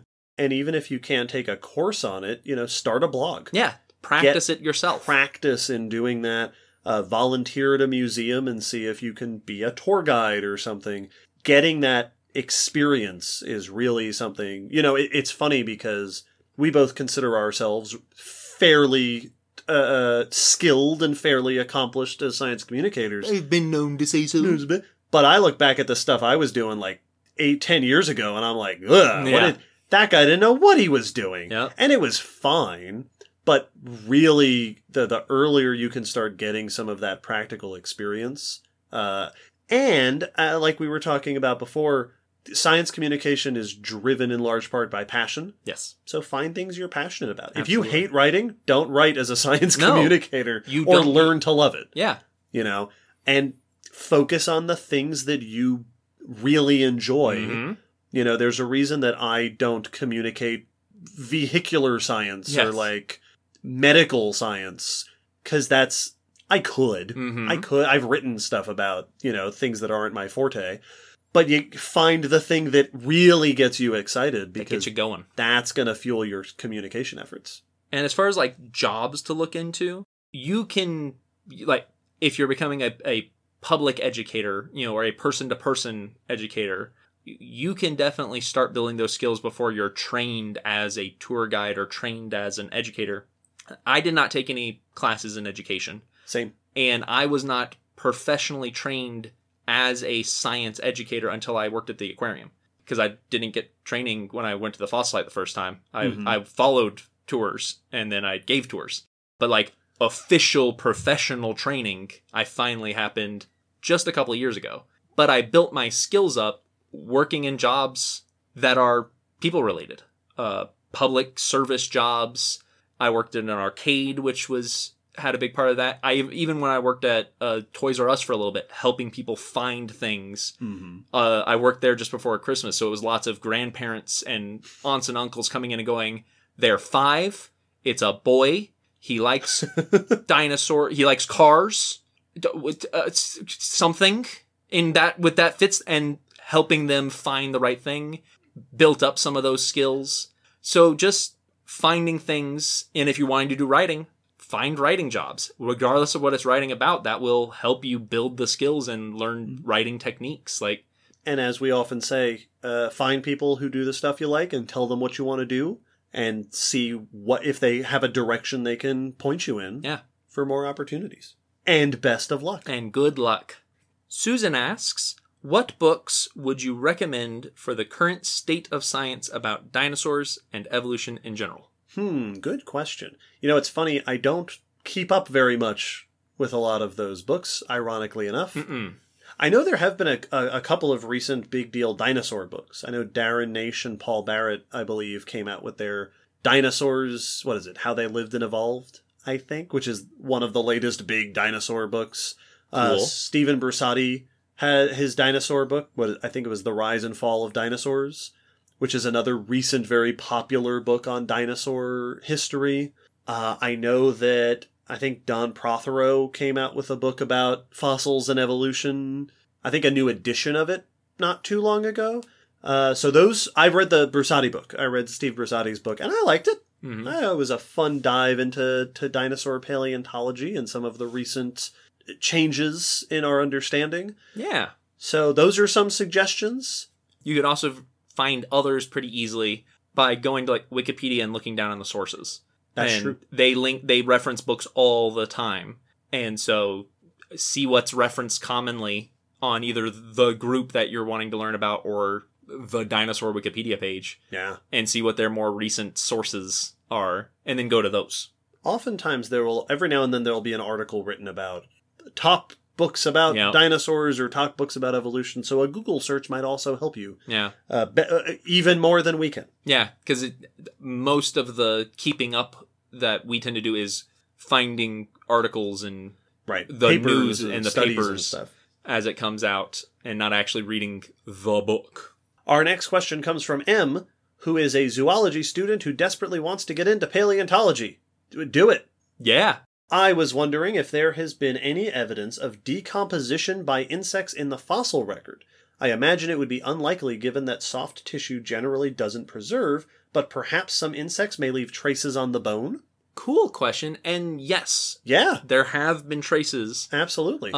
You're right that we don't get, like, flesh-eating beetle traces type stuff. Right. Because they'd be eating the stuff that was not going to fossilize anyway. But we do have evidence of fossil whale falls and similar other deposits with, like, bone worms that eat and dissolve the bone of a fallen carcass, which is decomposition. There was a study not too long ago of insect decomposition on bones at the La Brea tar pits. Yeah. Of insect feeding traces on bone thought to be during scavenging and decomposition of the skeletal remains. So we absolutely do get it in bone. We also get it in wood. Yes. We get lots of boring traces as fallen logs are slowly... It's a much slower process, as a fallen log could be there for years. But that process of things boring holes in it and building tunnels and slowly eating the log is a process of decomposition for forest compost. Yeah. So we don't often get the insects themselves. No. But rather often get traces of their handiwork. Yes, so absolutely we do. Their mandiwork. Mandibles, the work. Yep. Nope. Good question, Em. Good luck getting into paleontology. Good question, bad pun. That's what we're here for. the tagline of 2021. That's what would be on our van. Good questions, bad jokes. That's what would be on our van if we were driving around. Our next question is from Katie, who asks if you could have been there, in quotes, for any paleontological discovery / breakthrough in history, what discovery would you pick? What discovery would it be fun to be there for? Yeah. Every now and then you'll see those pictures of people after they've discovered like a really big sauropod. Yeah. It'd be really cool to be present for the realization of, oh, I've been digging up this femur, and that person sitting 7 feet away from me is digging up the other end of this femur. Yeah. And the scale of something like that. As far as big discoveries, it's hard to say because often the big discovery comes later. Yes. In the lab and the research process. Which could still count, being there in the lab when they realize it. Like, it doesn't have to be when they first find it. When that realization falls. I think a fun one, which, feels less necessary since there's a detailed book written about it, but the discovery of Tiktaalik. Yeah. That's a pretty cool story, and especially after being there for, I think it was like 5 years. Yep. And finally finding the thing you wanted. Yep. After someone almost gets lost in the Arctic. And that would be a pretty cool moment to be able to experience. Though you'd have to be there for 5 years for it to mean as much. For it to really, really sink in. Yeah, Well, I think of the dramatic reconstruction moment in the Titanoboa documentary of the crew at the Florida Museum looking at the Titanoboa vertebrae and realizing what it was. It's like, holy cow, that's a big snake vertebra. Yeah. That'd be a cool... I want to be there next to Alex Hastings. Yep. In the darkened collection room as he opened the cabinet in their dramatic reenactment of the discovery.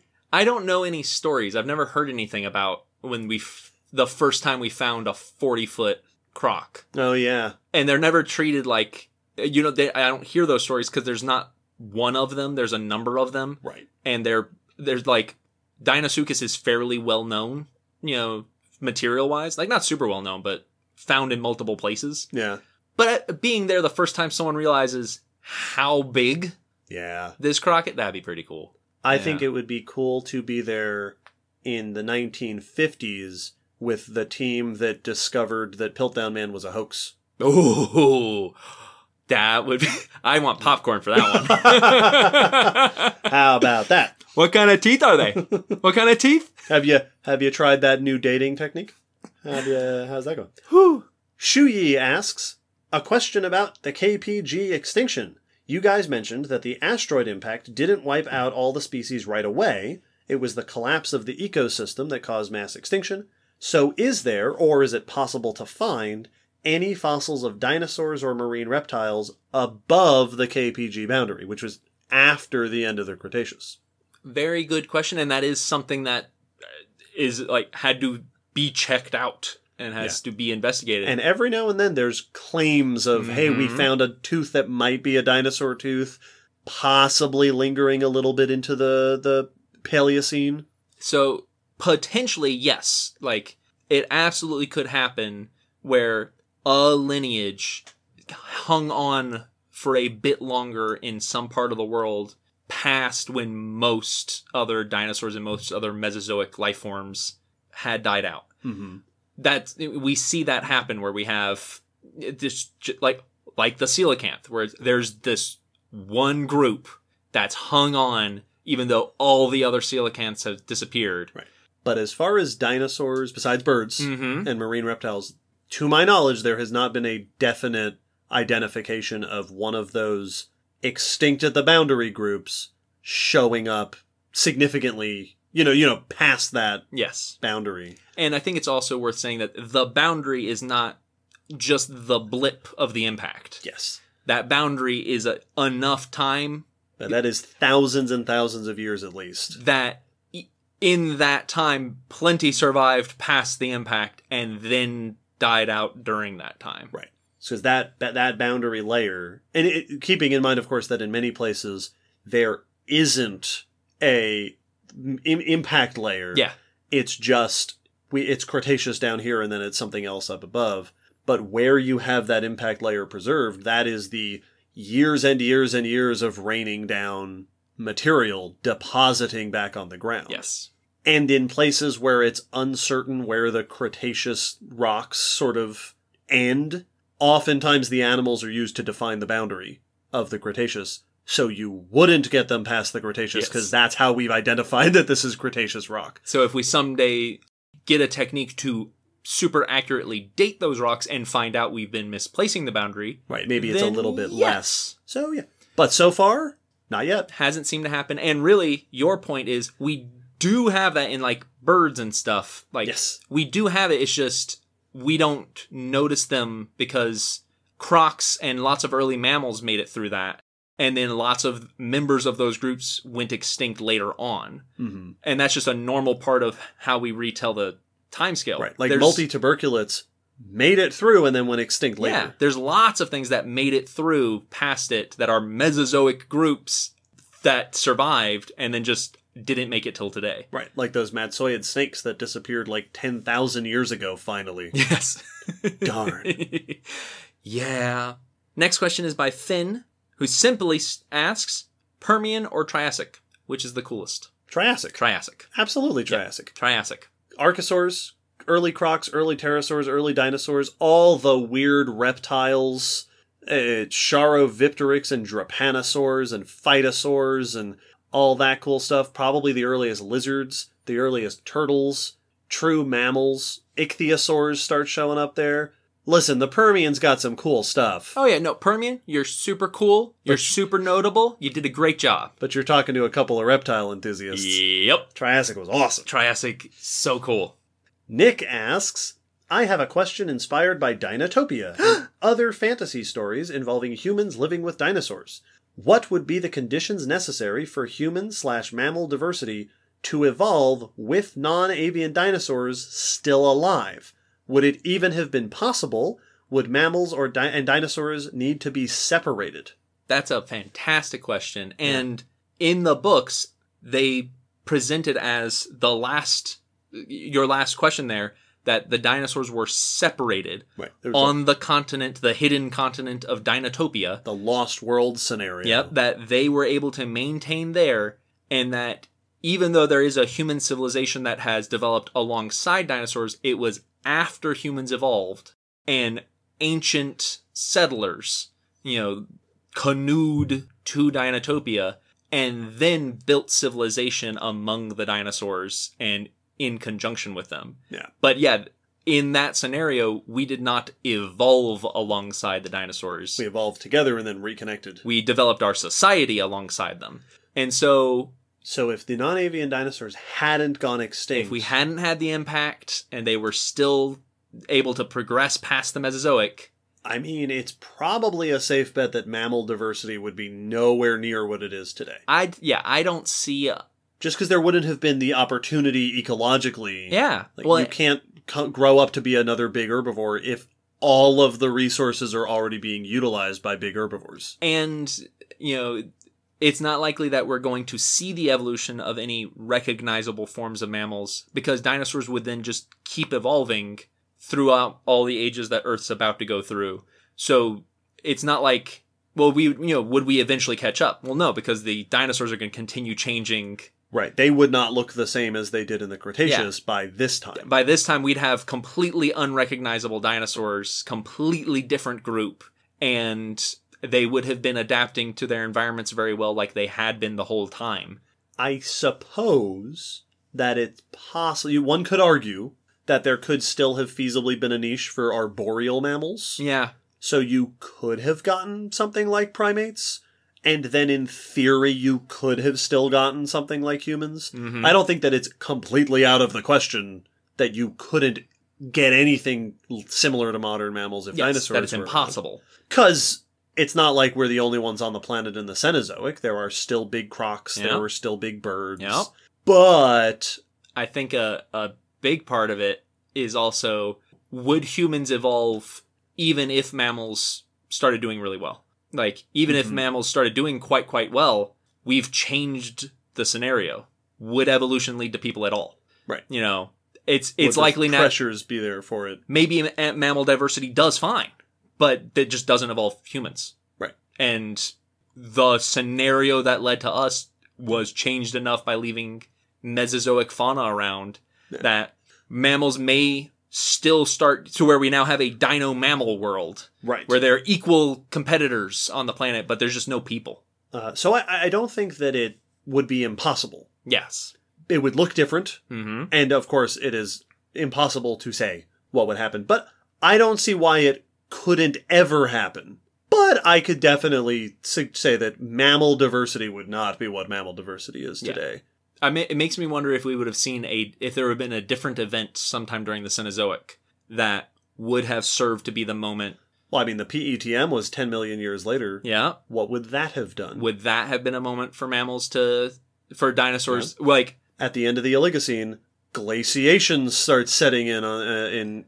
We move into an icehouse world. That's kind of what I was thinking. Is a lot of the thoughts as to why dinosaurs suffered so badly and other groups didn't, is that dinosaurs were very specialized by that time and weren't able to adapt as quickly to a sudden change. What other sudden changes might have been enough to knock them down so that mammals could take over a bit? So by the time we got to the Pleistocene, would dinosaurs really be struggling? Would now we be basically at what the beginning of the Mesozoic or the Cenozoic kind of looked like? Oh, true. Right now, where mammals are now just starting to take over. And so would we end up just delaying it by 65 million years? Yeah. And now if you fast forward farther into the Earth, now people are back and it's... Right. Or what would have happened to mammals in that extra 20, 30, 40 million years. Yeah. So, yeah. Would we be all multi-tuberculate based if they hadn't marsupials would rule the world. Yeah. Our next question is from Laura, who says, some animals, such as turtles, can navigate based on magnetic fields. Are there dinosaurs where we think they did the same? Ooh, good question. Well, there are birds Birds do that. that navigate that way. Yeah. I don't know of any evidence of extinct dinosaurs navigating with magnetic fields the way birds and turtles do today. Yeah. But I would not at all be surprised if we discovered evidence of dinosaurs navigating with magnetic fields, because it is fairly common today. Well, it for anything that's migrating over extreme distances, oceans and whatnot, it's a very useful tool. And sharks do it. Hammerheads are known to use the magnetic field of the Earth to migrate. So I wouldn't be surprised if other flying and swimming Mesozoic animals had it. And just with how diverse and weird dinosaurs were, it would make sense. But I don't know how we would detect it. I don't know what evidence we'd look for. No, I'm sure somebody knows. Listen, if it's there to be found, that's someday. Maybe we'll find it. That's for that previous question. What upcoming technology? Go. The technology to detect that. There we go. That's the big mystery. Awesome. What big mystery question do we want to know the answer to? Laura's mystery question. That actually would be a very cool question to know. Our next question is from Nathan, who says, I just saw a gif of a seagull swallowing a small rabbit whole. Cool. Is there any evidence in the jaw structure of non-avian dinosaurs that tells if they were able to gulp meals larger than their heads like this? Interesting. Yeah. I've not heard of research specific to that. There has been research looking at the gape of different theropod dinosaurs. Yep. So I've seen it with Allosaurus and Tyrannosaurus of how wide could they open their mouths. I don't know what the structure is in the bird jaw that lets them do that. Yeah, I mean, birds have like a flexible mouth in that it can widen sideways at the back. Yeah. Like, it's weird. And they also have, oftentimes their throats are elastic. Are very stretchy to allow things to come in. So whether or not dinosaurs were all like that is very hard to say. Mm-hmm. It's a very good bet that a lot of carnivorous dinosaurs were eating giant chunks of food whole. Yeah. Because that's how birds do it and that's how crocs do it. Yeah. And we know some dinosaurs, like I said, some of the theropods, did have very wide gapes to their jaw. But it is a fair question, because could it be that this is a beak feature? Right, is this and a not bird a thing? theropod feature? Yeah. So, I don't know. Yeah. They were probably swallowing big chunks of stuff. To answer your question, T-Rex could definitely swallow a small rabbit hole. Yes, yes. No, that is... Good question. Get to the core of it. Next question is from Emerson. How did large dinosaurs, like sauropods, impact the geography and landscape of their environment, and is there evidence for this impact in the fossil record? Good question. Cool question. We talked about this a little bit at the end of episode 101 on sauropods. Yes, we did. So I don't know that there's a lot of direct evidence for the impact of large dinosaurs on their ecosystems, but we can infer by looking at the impact of large animals today on ecosystems, like elephants, or recently extinct things like mammoths and such. And the answer is that they probably had extensive impact. I mean, a herd of sauropods would cleave a huge path through a forest. Yes. Not just devouring all the leaves off of trees. But literally. Literally just pushing trees out of the way as they move through. A herd of sauropods would trample the ground, which could leave little footprint ponds for little frogs and stuff. It could turn what was a fairly solid place into a much more muddier, as they slowly just trot across it. Yep. They'd also be major actors in the dispersal of nutrients. Yep. So eat half a forest here, digest walk tens of miles, and then poop out a bunch of fertilizer, which contributes both nutrients, you're feeding the soil, but also seeds and stuff. Yep. So dinosaurs would have been hugely important in transporting seeds and probably pollen, and spreading nutrients around their environments. Yeah, there's definitely places where they could be opening trails for other animals. It makes me think of this one area in Africa where a big floodplain floods. I don't know that it is regularly yearly because it's Africa, but floods very often, and these grasslands just become flooded, and fish can start invading them, but they often follow the paths made by hippos as they plow these trails, these little river systems through the grass. Yeah. And now fish can easily follow in and feed on the grass and feed off of other stuff. So I could see a sauropod plowing through underbrush and making it easy for other medium-sized dinosaurs that can't slink through it. Now I can walk easily through the forest because there's a 2-lane highway. Another thing that I think, especially something like sauropods would do, is that a sauropod carcass would just be its own little ecosystem like for a whale while. fall. Kind of like a whale fall, but on land. That would just feed tons of scavengers and insects and decomposers. It would probably be events like the smell of that carcass could be bringing big predators from miles away. Yeah. So an area where it's like, oh yeah, we never see Tyrannosaurus, or Giganotosaurus here. That doesn't come to this valley very often. And then a sauropod dies, and now there's 3 Giganotosaurus. Yeah. So all sorts of different impacts that they could have. Absolutely. Cool question. Richard asks, how do you know what the creatures you study ate, and where, and how? Cool. There's a few ways we can determine diets for animals. The first and foremost is shape of the teeth and shape of the jaw and the mouth. What do these tools seem to be shaped for? Are they cutting? Are they slicing? Are they grinding? Are they grabbing? That can give us a lot of information. The type of jaw, was it a strong bite? Was it a fast bite? Was it a bite that could chew? Could they move their jaw back and forward and grind? Could they move their jaw in some other way? What seemed to be the mechanical pressures? There are chemical analyses we can do, studying the chemicals on the isotopes on the teeth can indicate what food was being ground into them and what isotopes the animal was eating and incorporating into its body. Yep. You can look for patterns of damage on the teeth by the food they're eating, so you can tell soft food versus rough food. And then, of course, you can look at the other end.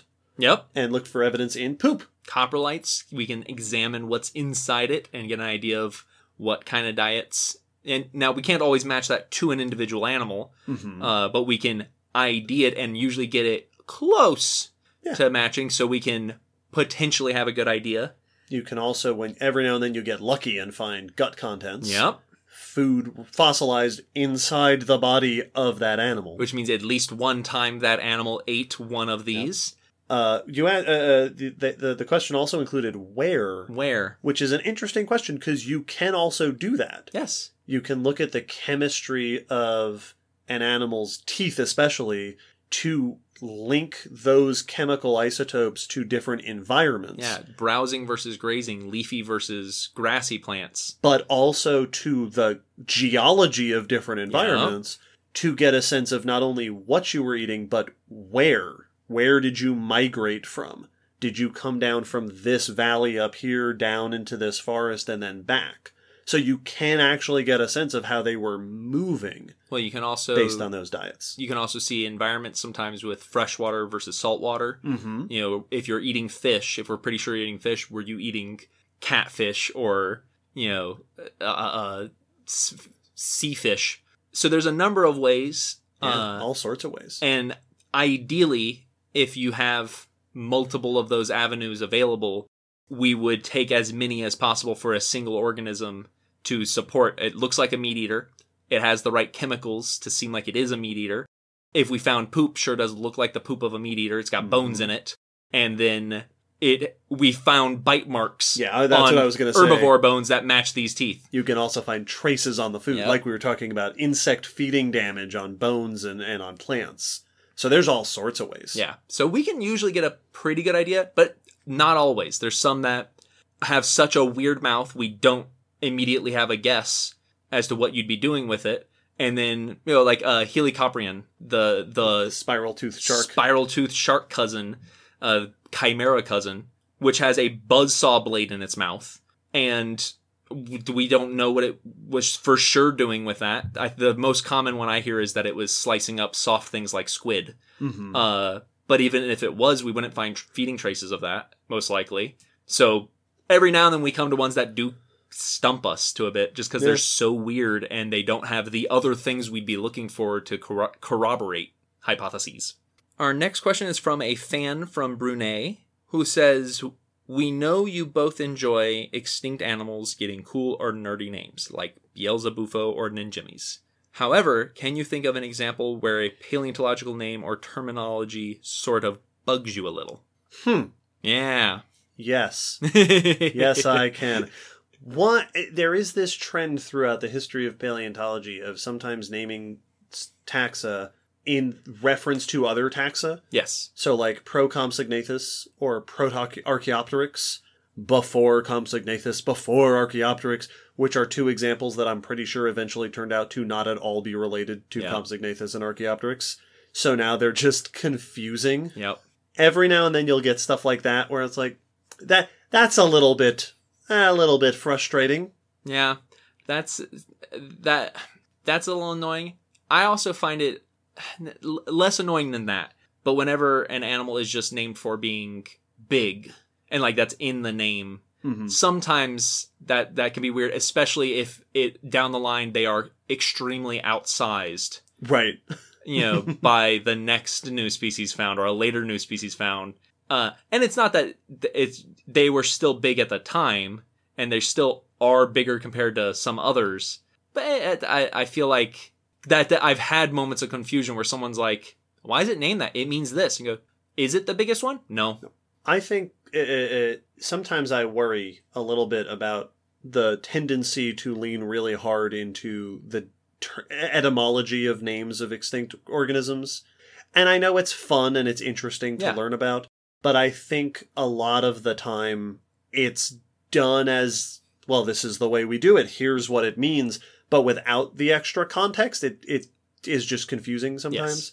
So I'm not always a huge fan of, here's its name, here's what it means, and then let's move on. Unless sometimes it's cool, interesting or pertinent. But sometimes it's just, I don't know. I'm not 100% on it. There is also one other little note I want to make, more as a personal note. This is something that, for me, and I know for other people, but I feel like when someone names or group of people name a new fossil organism and give it a very complicated name. Oh, yeah. If I can't pronounce it on the first couple shots. Yeah. That's, what was the one? Can't think of it. There was one that was my go-to example. Yeah. Can't think of it. So this is a good story. Yeah.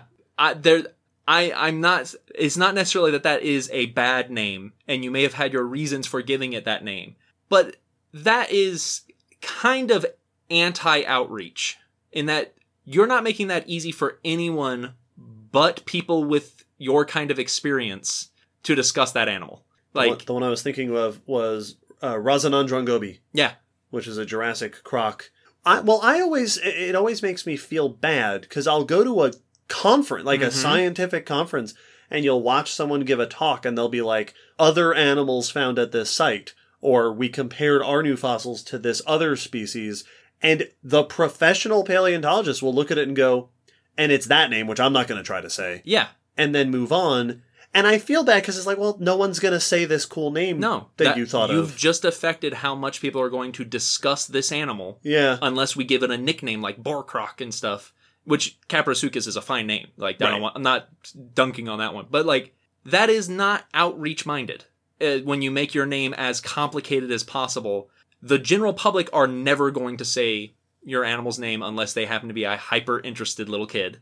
Other scientists are often not going to say your name, and so therefore have more difficulty discussing it. So stop. Just make it a name that people can say and easily discuss. It doesn't have to have some deep meaning as to the location, the features, and the person that are all related to it. Just communication is key. Yeah. So the answer to your question is yes. Yeah, a little bit. Josh asks, you get to write the next Jurassic film. No restrictions. What's the plot? All the dinosaurs died when they got released. And we are just cleaning up carcasses of dinosaurs that are dying in people's yards because they're not eating the right food and they're not being taken care of. Now, Will, that's pessimistic. let me paint you a picture. Picture the start of Jurassic World. The park is up and running. Tons of exhibits, tons of dinosaurs. We have successfully turned it into a zoo/theme park. Yeah. Our movie follows a documentary crew coming through, talking with the scientists and the park organizers about their scientific process, about what we've learned about the animals. We get some close-up shots of the animals. We get some of the park interpreters discussing, here's all the cool stuff we've learned about these animals, their diets, their lifestyles, things like that, for 2 hours, then roll credits. Yeah. Alternatively, I suggest... I don't feel like this is a terrible spoilers, since they've revealed it with all the trailers, that the next entry would be the dinosaurs out in the world. I say we start the next movie with a title card that says like 50 or 100 or 200 years later, and then it's just a Dinotopia movie. Hey, there you go. Yep. It's just people and dinosaurs, and then we're having Dinotopia adventures. That's what the Jurassic franchise has just been leading to. If that's the case, I'll accept. It's a 6 or 7 or 8 movie long build-up. It's like the Planet of the Apes movies. Yep. The end goal is just Dinotopia. Yeah. I like these ideas. Yes. That guy who works for TV, get in touch with us. You let us know which one they prefer, and we'll start writing it. Next, we have Harrison, who asks, do you know anything about how museums decide what color their fossil mounts should be? Presumably, they could make them any color they wanted to, right? Why do they choose the colors they do? Good question. So for the skeletal mounts... the replicas. The replicas of the fossils on display. I've never made skeletal mounts for exhibits. Oftentimes, the colors will be chosen to reflect the original fossils. Yeah, whatever it's replicating. Right. So we'll paint it to look something like the original fossil. That's usually what I've seen to be the case. So in some cases that means brown. In other cases it might mean tan colored. Black. Sometimes they're black. Yep. Sometimes the fossil... the different parts will be colored differently to indicate which bones we have of the fossil and which bones are sort of we've filled in by making a good guess as to what these bones would look like. If you've ever seen those drawings when they do a reconstruction and they'll color in black the bones and go, these are what we found and the rest is an outline. Yeah. They'll do that where the bones we have are natural colored and the rest are some less natural colored so that you can distinguish. Yeah. They're also chosen to be aesthetically interesting. Yeah. So if they were all stark white, it would be hard to see. It'd be hard to see. It'd be boring. It wouldn't distinguish them to be an old skeleton versus a new one. It would look weird. It'd look weird. Yeah. Good question. Because even a normal skeleton's not stark white. Yes. It would also look weird if they were just the base, like, 3D printed color. Yeah. They're all neon green or blue or... I have some of the replicas, the 3D printed replicas from Gray that are fire engine red or don't run me over yellow. Yep. Sam asks, do either of you personally own any fossils? Yeah, some. Yeah. I've got a trilobite that was a gift from someone. I've got a box of fossil of leaves and shells and stuff that I collected on expeditions back in college. Yeah, I got a lot of little beach stuff. I also have a trilobite face that was given to me, mosasaur tooth. Yeah. I'm very unique compared to other people who collect fossils. I have a megalodon tooth. Oh, yeah. How interesting. Yeah. Right now, I am the proud owner of the entire Gray Fossil Site Educational Replica Collection. Yeah. So a few. Neither of us are active collectors. No, and we also don't buy fossils. No. We don't really go out hunting for our own fossils. Yeah, because that is a touchy thing that... Purchasing fossils is a odd... Yes. It can, yeah. But also, I've never been a big collector of fossils. Yeah, me neither. Like a personal collection kind of guy. I have more dinosaur and fossil animal figures than I do fossils. And I have a lot of books. Yes. Yeah. VJ asks, why is it that no modern birds of prey have sickle claws like the dromaeosaurs did? Were the dromaeosaurs more specialized, in a sense, than modern raptors in taking down prey with these sickle claws? Good question. Mm-hmm. Part of the answer might be that the dromaeosaur particular style of sickle claw is just a feature of that group of animals. Indeed. That birds don't have quite the same style of claws for the same reason they don't have fur, just because that's not something their lineage developed. Mm-hmm. Another part of the answer is that a lot of birds of prey actually kind of do. Your hawks and your eagles, many of them the inner toe claw is notably larger than the talons on the other toes, on the other digits. Now, it is not to the extreme of dromaeosaurs. It's not that retractable sickle claw. Where the claw is longer than the toe. But in some, it is fairly extreme to where the others are slightly curved talons, and this one is an almost crescent-shaped sickle.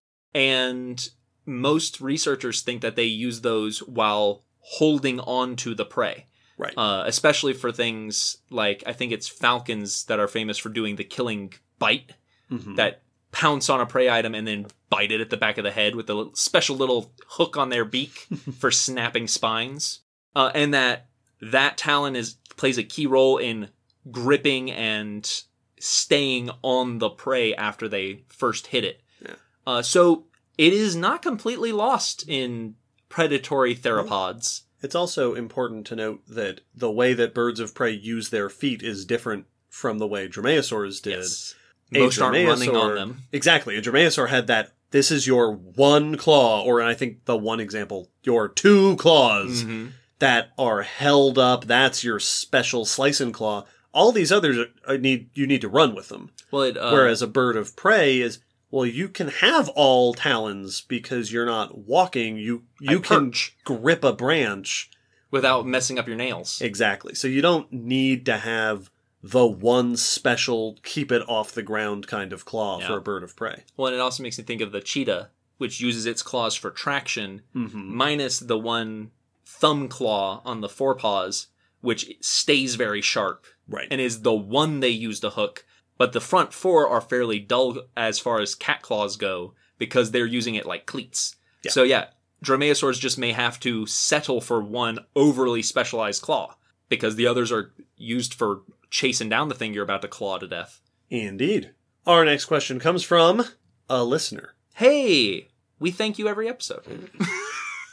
What would happen if the Indian subcontinent didn't collide with Eurasia? What would have been the impact on the rest of the world? Ooh, we would have had basically another Australia-type place. Yeah, just hanging out isolated. There. We wouldn't have Himalayas. We wouldn't have Himalayas, which is huge. I can't even fathom how much that would affect that area of the world. It would affect the local climate and possibly the global climate. Yeah, like that's a big change to our topography. It has been suggested in the past that it has been pointed out that the rise of the Himalayas happens around the same time we start to see global temperatures going down. Mm-hmm. In part possibly because weathering of rock absorbs carbon dioxide. Very good point. Chemically. Yeah, I forgot about that. So it has been proposed that having a new huge mass of exposed rock leads to tons more weathering, which is pulling carbon dioxide out of the atmosphere and thus lowering the greenhouse effect. Mm-hmm. So it could indeed have had very intense impacts, not to mention that animals and plants would not have interchanged. Like you said, it'd be like an Australia scenario, isolated. And on that note, I don't know what that would have isolated. I don't know well enough what was introduced by the collision of India. Yeah, same. I don't know that there's been much research on that. Yeah, so that would be interesting to find out what groups would have been isolated on India. I assume it would have been a bunch of Gondwanan groups that were common. Yeah. And could have been isolated, which means we may still have a bunch of other ancient southern continent things. True. Lineages isolated on this pizza slice out in the ocean. Neat. Fun to think about. Speaking of speculative stuff, our next question is from Gavi, who says, we hear a lot about the three best-known groups of archosaurs, dinosaurs, pterosaurs, crocodilians. Of those three, 2 have evolved flight. Croc shouldn't have to feel so left out. Can you pretty please speculatively evolve a flying crocodilian? Well, if you insist. Okay. Probably a lot like a pterosaur. I think it would be a lot like a pterosaur. Coming from, I'm picturing an origin as a small bipedal running croc like the early archosaurs. Yeah, exactly. It would have to be some terrestrial cousin and probably one of the smaller, more agile, longer-legged, getting moving. Yeah, I'd assume it would probably go a very similar route to pterosaurs. It would have that long face. It would have a long face that could be a fish eater. And could be made very easily into a beak type of thing. Or if it went like a gharial snout. There's lots of pterosaurs that have very long-toothed... You know, so it'd be very good at fish eating in that. Crocs already have the efficient breathing system that they share with birds. Absolutely. So they'd be ready for a high metabolic requirement. I wonder what kind of wings it would get. Assuming it would also have some sort of membranous wings. Yeah, like bats and pterosaurs. As I say, since of the vertebrates that have flown, 2 of the 3 have done that. Well, realistically, 3 of the 3 have done that. That's very true. Because there are extinct... at least gliding dinosaurs with membranous wings. Absolutely. Alternative hypothesis. Ready. Crocs kept their skulls, and evolved extremely tiny bodies, and fly like scallops swim, just snapping and chopping and propelling themselves through the air. They bellow. And like Godzilla in whichever movie that was, just propel themselves through the air. I think they would have bat finger wings. Ooh. Because of the even potentially 2-legged ones I've seen, they still were very 4-limbed heavy. So it would make sense that they still had and they got the 5 fingers. Yeah, maybe they climbed first. Yeah. Like bats. Yeah. Maybe. Cool. Yeah, like bats maybe did. There you go. Croc gharial, a gharial bat. Croc gharial scallop bat. Our next question comes from Drew, who asks, what are your favorite examples of symbiosis? Neat.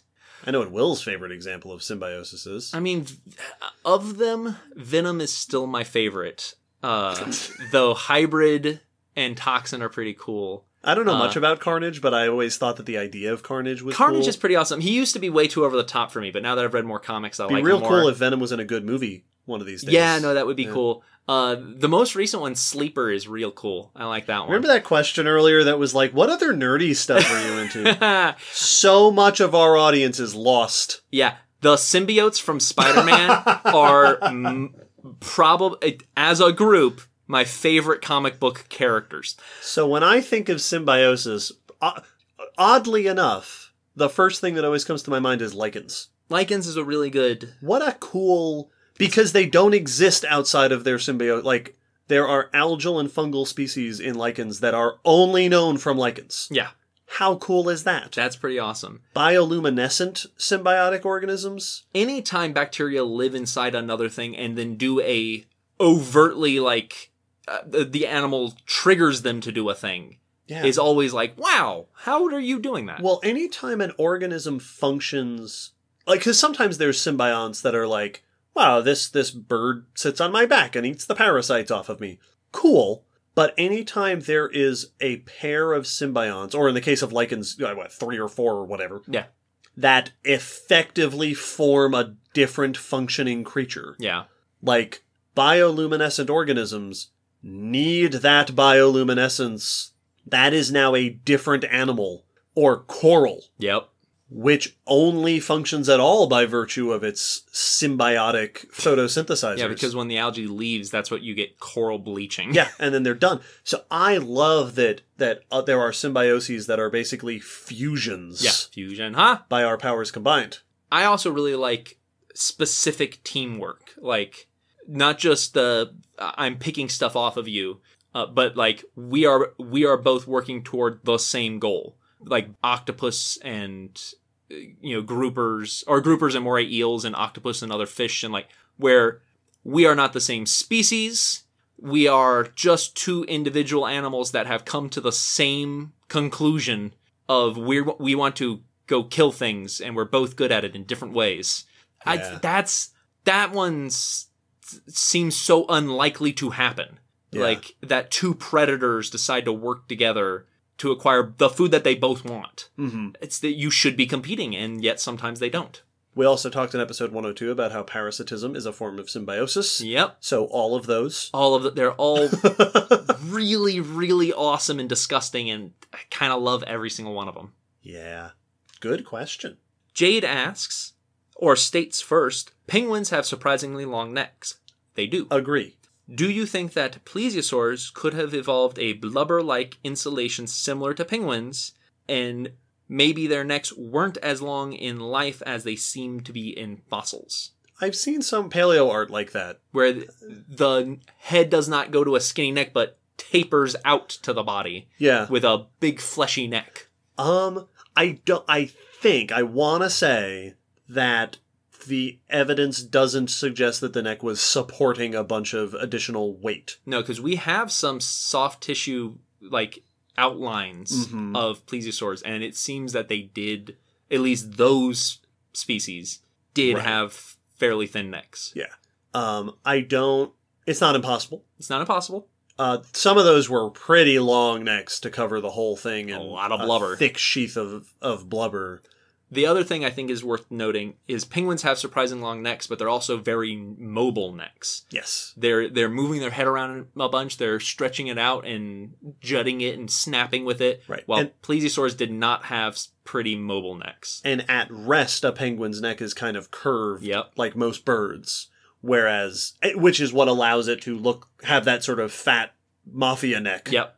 Whereas plesiosaurs had these long, sticking out straight necks. That could bend, but as far as the most recent research shows, not a lot. So, as much as I love my speculative paleo art about spherical sauropods and tube-shaped plesiosaurs, probably not. Nah, doesn't seem that way. Sky asks, if you had to pick one, what would be your favorite mustelid? Otters. Yeah, otters was my first thought. Also, Wolverine. Wolverine's pretty awesome. Giant river otters. The Amazonian ones would be my go-to.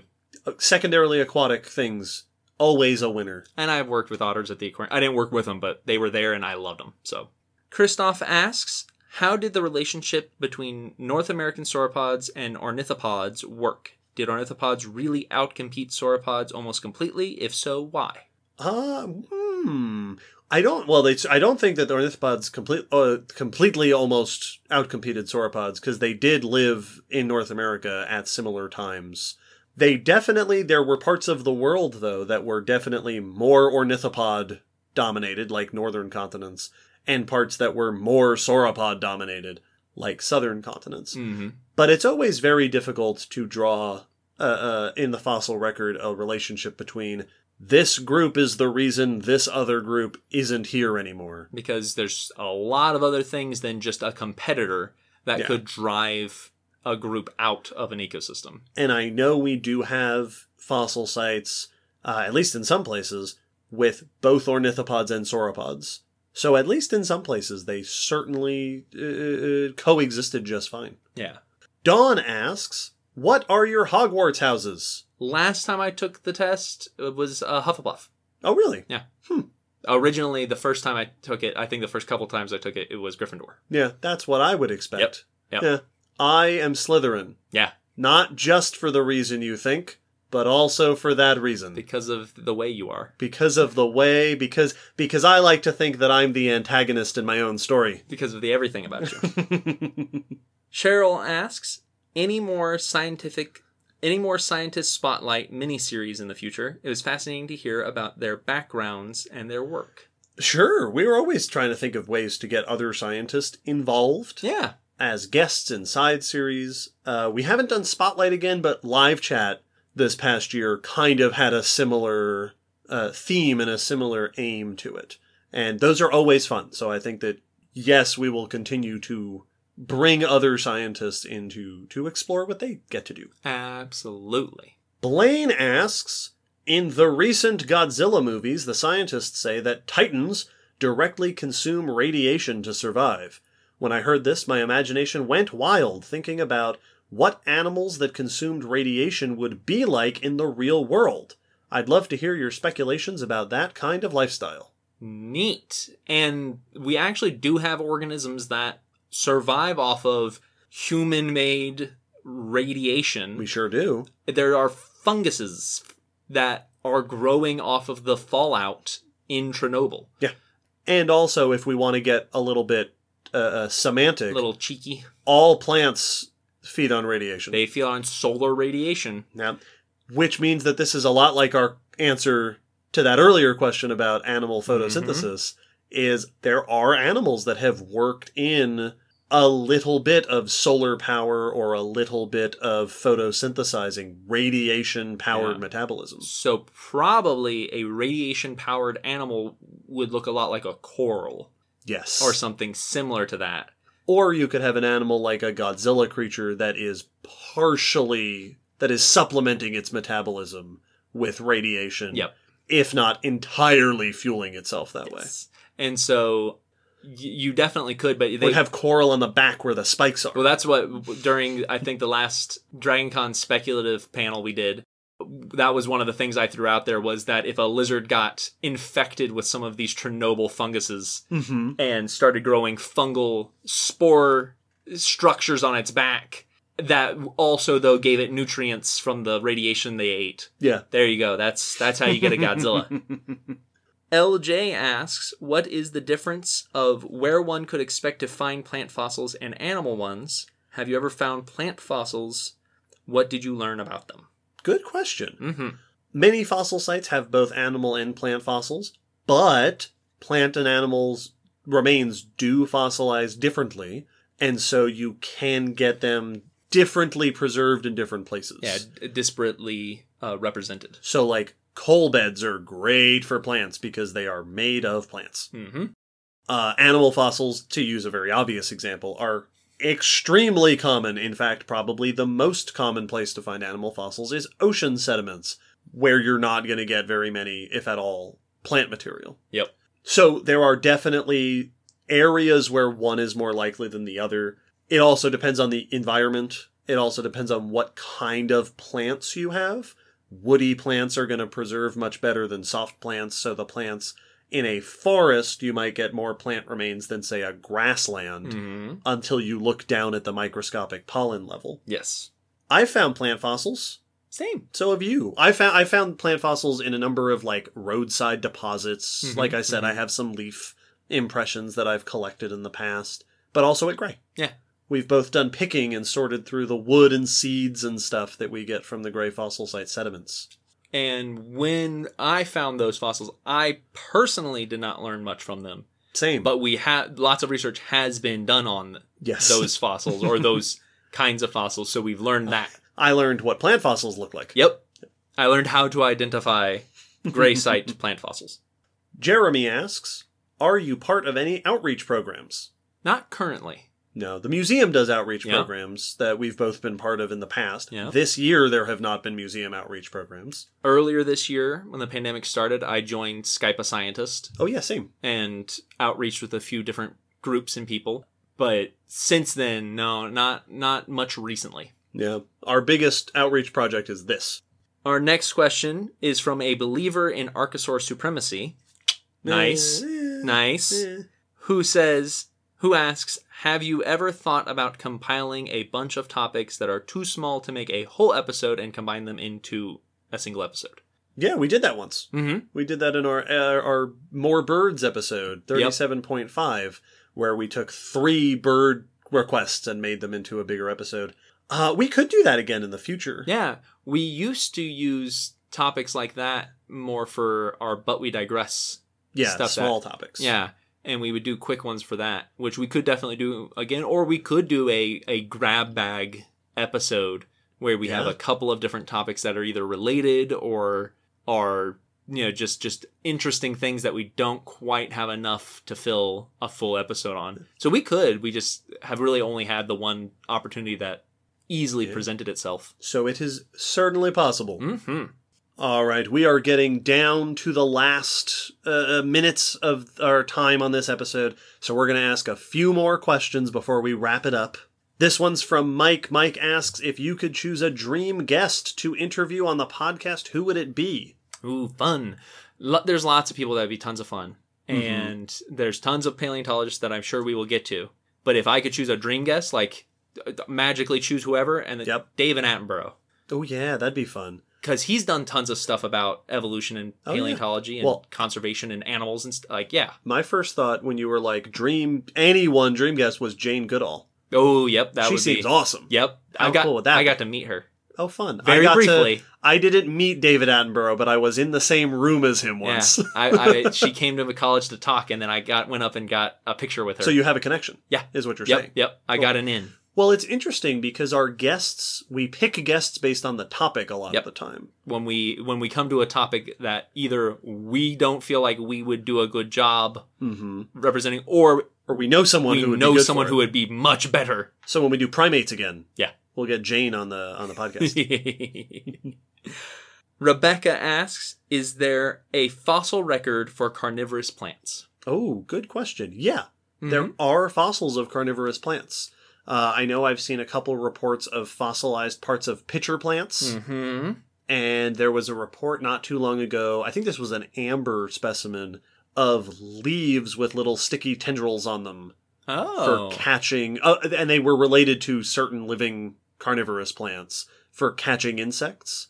That's cool. It's an interesting record because carnivorous plants are several lineages of plants. Yeah, it's not one group that became carnivorous. Right. So yeah, there are scattered fossil remains of various different types of carnivorous plants. Which brings the question up of how many extinct groups are there that we just don't know about.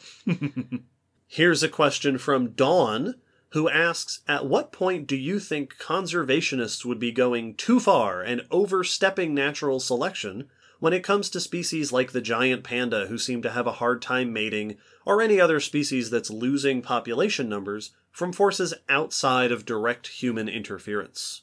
That's a very good question. And it's a conversation that does come up among conservationist circles and groups. And that is a concern that, as we said earlier in the Q&A, extinction happens naturally. Yeah. Things have been going extinct long before we developed hunting strategies to overhunt stuff.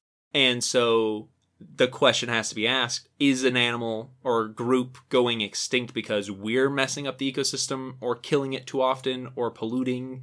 Or was it already going extinct and then we showed up and started messing with it even more? Right. And it's tricky because the time rate is slow. Like, things don't go extinct super quickly typically. So even if it was on its way out, it might have still stuck around for thousands of more years before it would have naturally gone extinct. And it's really hard to parse out how much of how much of the effects are us or the natural environment or happenstance.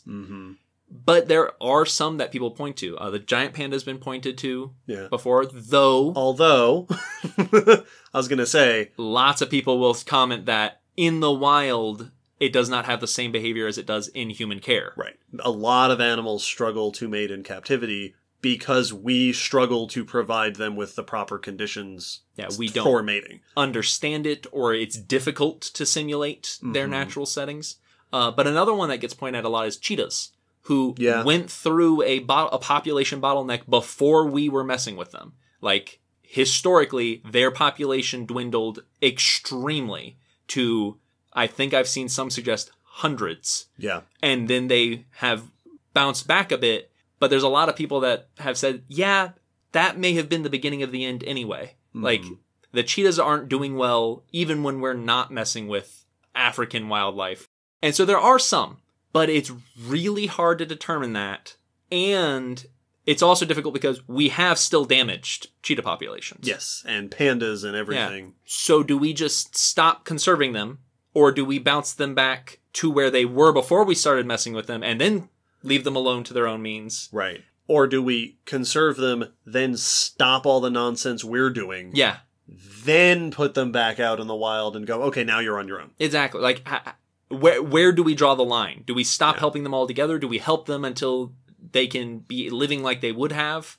Can they ever do that again? Because now they live in a world of people. Like, so yes, it is a danger, and almost certainly there are examples where we are unnecessarily, quote unquote, conserving animals that are going extinct anyway. But it's really hard to determine that. So it's hard to make the argument that we should stop or actively allow a group to go extinct. And I think that that's one of those questions that probably doesn't have a right answer. Yeah. That's a very difficult, and it is one that will also continue to be a question well into the future. Well, and it also is a difficult question because the time scale, none of us will live long enough to experience the amount of time we'd need to truly determine if an animal was naturally going extinct. There's also the question of, is it more important to preserve that species, or is it more important to preserve the role that species plays in its ecosystem? Yeah. Is it okay for cheetahs to go extinct if something else is going to be on hand to effectively do the same thing? Exactly. And alas, that's not our job to decide. Nope. Hey, let's do one more. I think this will be our last question for the Q&A, and we will wrap it up with Zabby, who asks, what are each of your favorite starter Pokemon from all the generations? They personally like Totodile the most. Good choice. Totodile's real good. Totodile's a good choice. What's your favorite starter, Will? It's the one that I have up on my shelf a whole bunch. I'd have to say Charmander. Yeah. That's, I like a lot of them, and they're really cool.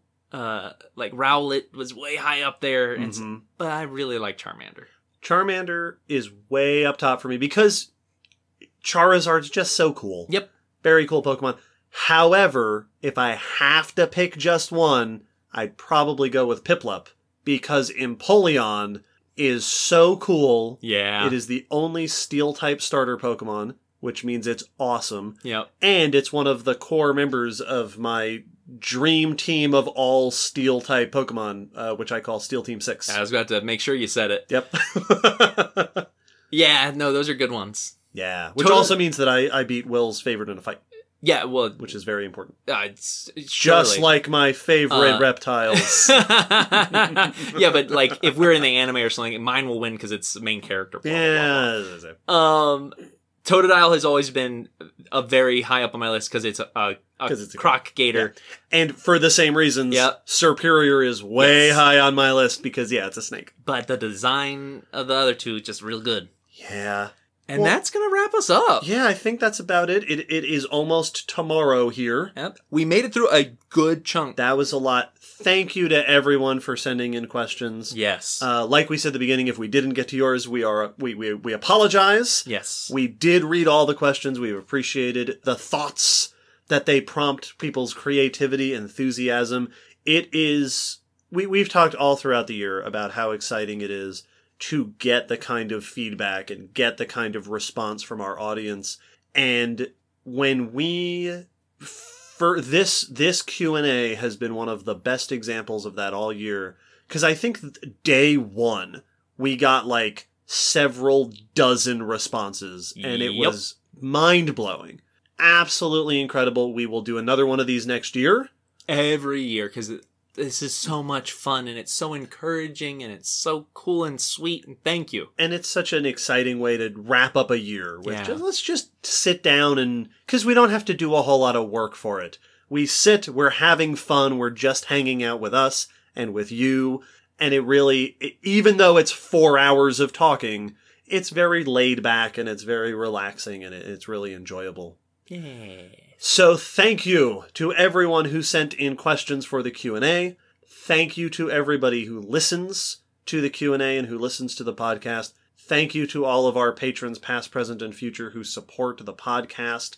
Thank you, sitting there listening right now. You know who you are. You know who you are. Thank you for being there to support us and to listen and to raise our download numbers and to leave likes and reviews on iTunes and to follow us on social media.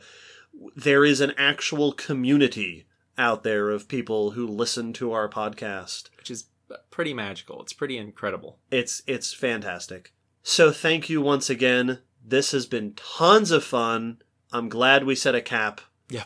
Because boy, I'm ready. I'm pooped. I answered all I can answer. And with that, we'll see everybody. This will be the last thing we release in the year 2020. Yeah, we'll see everyone in 2021. With episode 104 through 130, right? Maybe. Who knows? That sounds right. That's probably right, or something like that. Yeah, something close. Plus extra stuff in between. Yeah, more spooky next year, more Probably silver 4 screen more of science. those. A few more of those. Yeah, maybe we'll have other voices on the podcast. Maybe we have other secret projects we're thinking about. Do some of that live or video stuff that some of you were mentioning, that newfangled way of getting on the internet. We'll launch the official Common Descent private jet. Yep. It's got Rob's art right on the side of it, which is really cool. It's like, if you all remember Yu-Gi-Oh! When Kaiba has the blue eyes jet, it's like that, but with Croc and Snake. Yeah, that's exactly worked into the jet's construction. Yeah, the plane is a croc and all the torpedoes. I guess a plane doesn't have torpedoes. All the missiles the giant anime missiles that it shoots out, those are snakes. When we get a P.O. box, we'll see. Oh, and also, we'll get a P.O. box. Also a P.O. box. If we can afford it after the jet. Yeah, listen, that jet really... That set us back. Thank you, Patreon. Honestly, you wouldn't believe how much the art... Commissioning that scale of art was a jet, not that bad. No, the jet was okay. Whew. Yeah, it was a lot. It was real. They'll get you. It's always in the add-ons. I said we didn't need the gold toilets in the bathroom on the jet. I said, why would we get a jet if we don't have them? And it was a whole thing. The podcast almost ended that day with that discussion. Yeah. So you should all be thankful we got the jet so that we can keep making this podcast. That's right. We're gonna go find Jane Goodall in that jet. We're gonna say, hop on, we have a gold toilet. It's Common Sense 11. Go collect. We gotta just collect all the SciCommers out there and pull some sort of grand SciComm heist. Yeah. If we're starting with Jane Goodall and David Attenborough, we're gonna have to get some younger people to round it out. Probably true. Well, someone's gotta fly the jet. We don't have any money left for pilot. So if anybody out there knows how to fly a jet. Yeah, if, students that were saying you want to support us somehow. There you go. Pilots. You pilots? We'll fly around the world. This has become... This is the rambliest outro, I think. All the way to 2021. I think this is the rambliest outro of all time. Yep. Maybe we'll make a social media post that'll be like, if you start listening to the Q&A at this time, we'll say Happy New Year at New Year. It's when the Death Star blows up. Yeah, exactly. We'll do that. Happy New Year when the Death Star blows up. That's right. I've never done that, but I should. What do you say we say Happy New Year and then see everybody next year? Sounds good. Cool. On the count of 3? Count of 3. 1, 2, 3. Happy New Year, everybody. We'll see you next year. I almost said sink.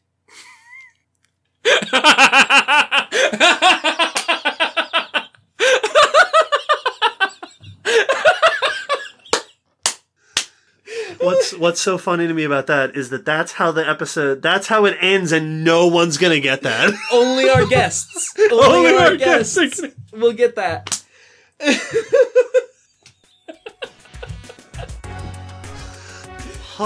We should leave this part in. Yeah, no, I think so. Maybe. We'll see. And goodbye. Thanks for listening to the Common Descent podcast.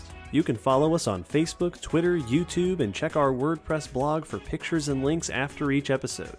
Huge thanks to our patrons whose support helps keep this podcast running and who get access to bonus goodies on Patreon. The song you're hearing is called On the Origin of Species by Protodome, which we found at ocremix.org. Thanks again for listening. We hope you'll join us next time.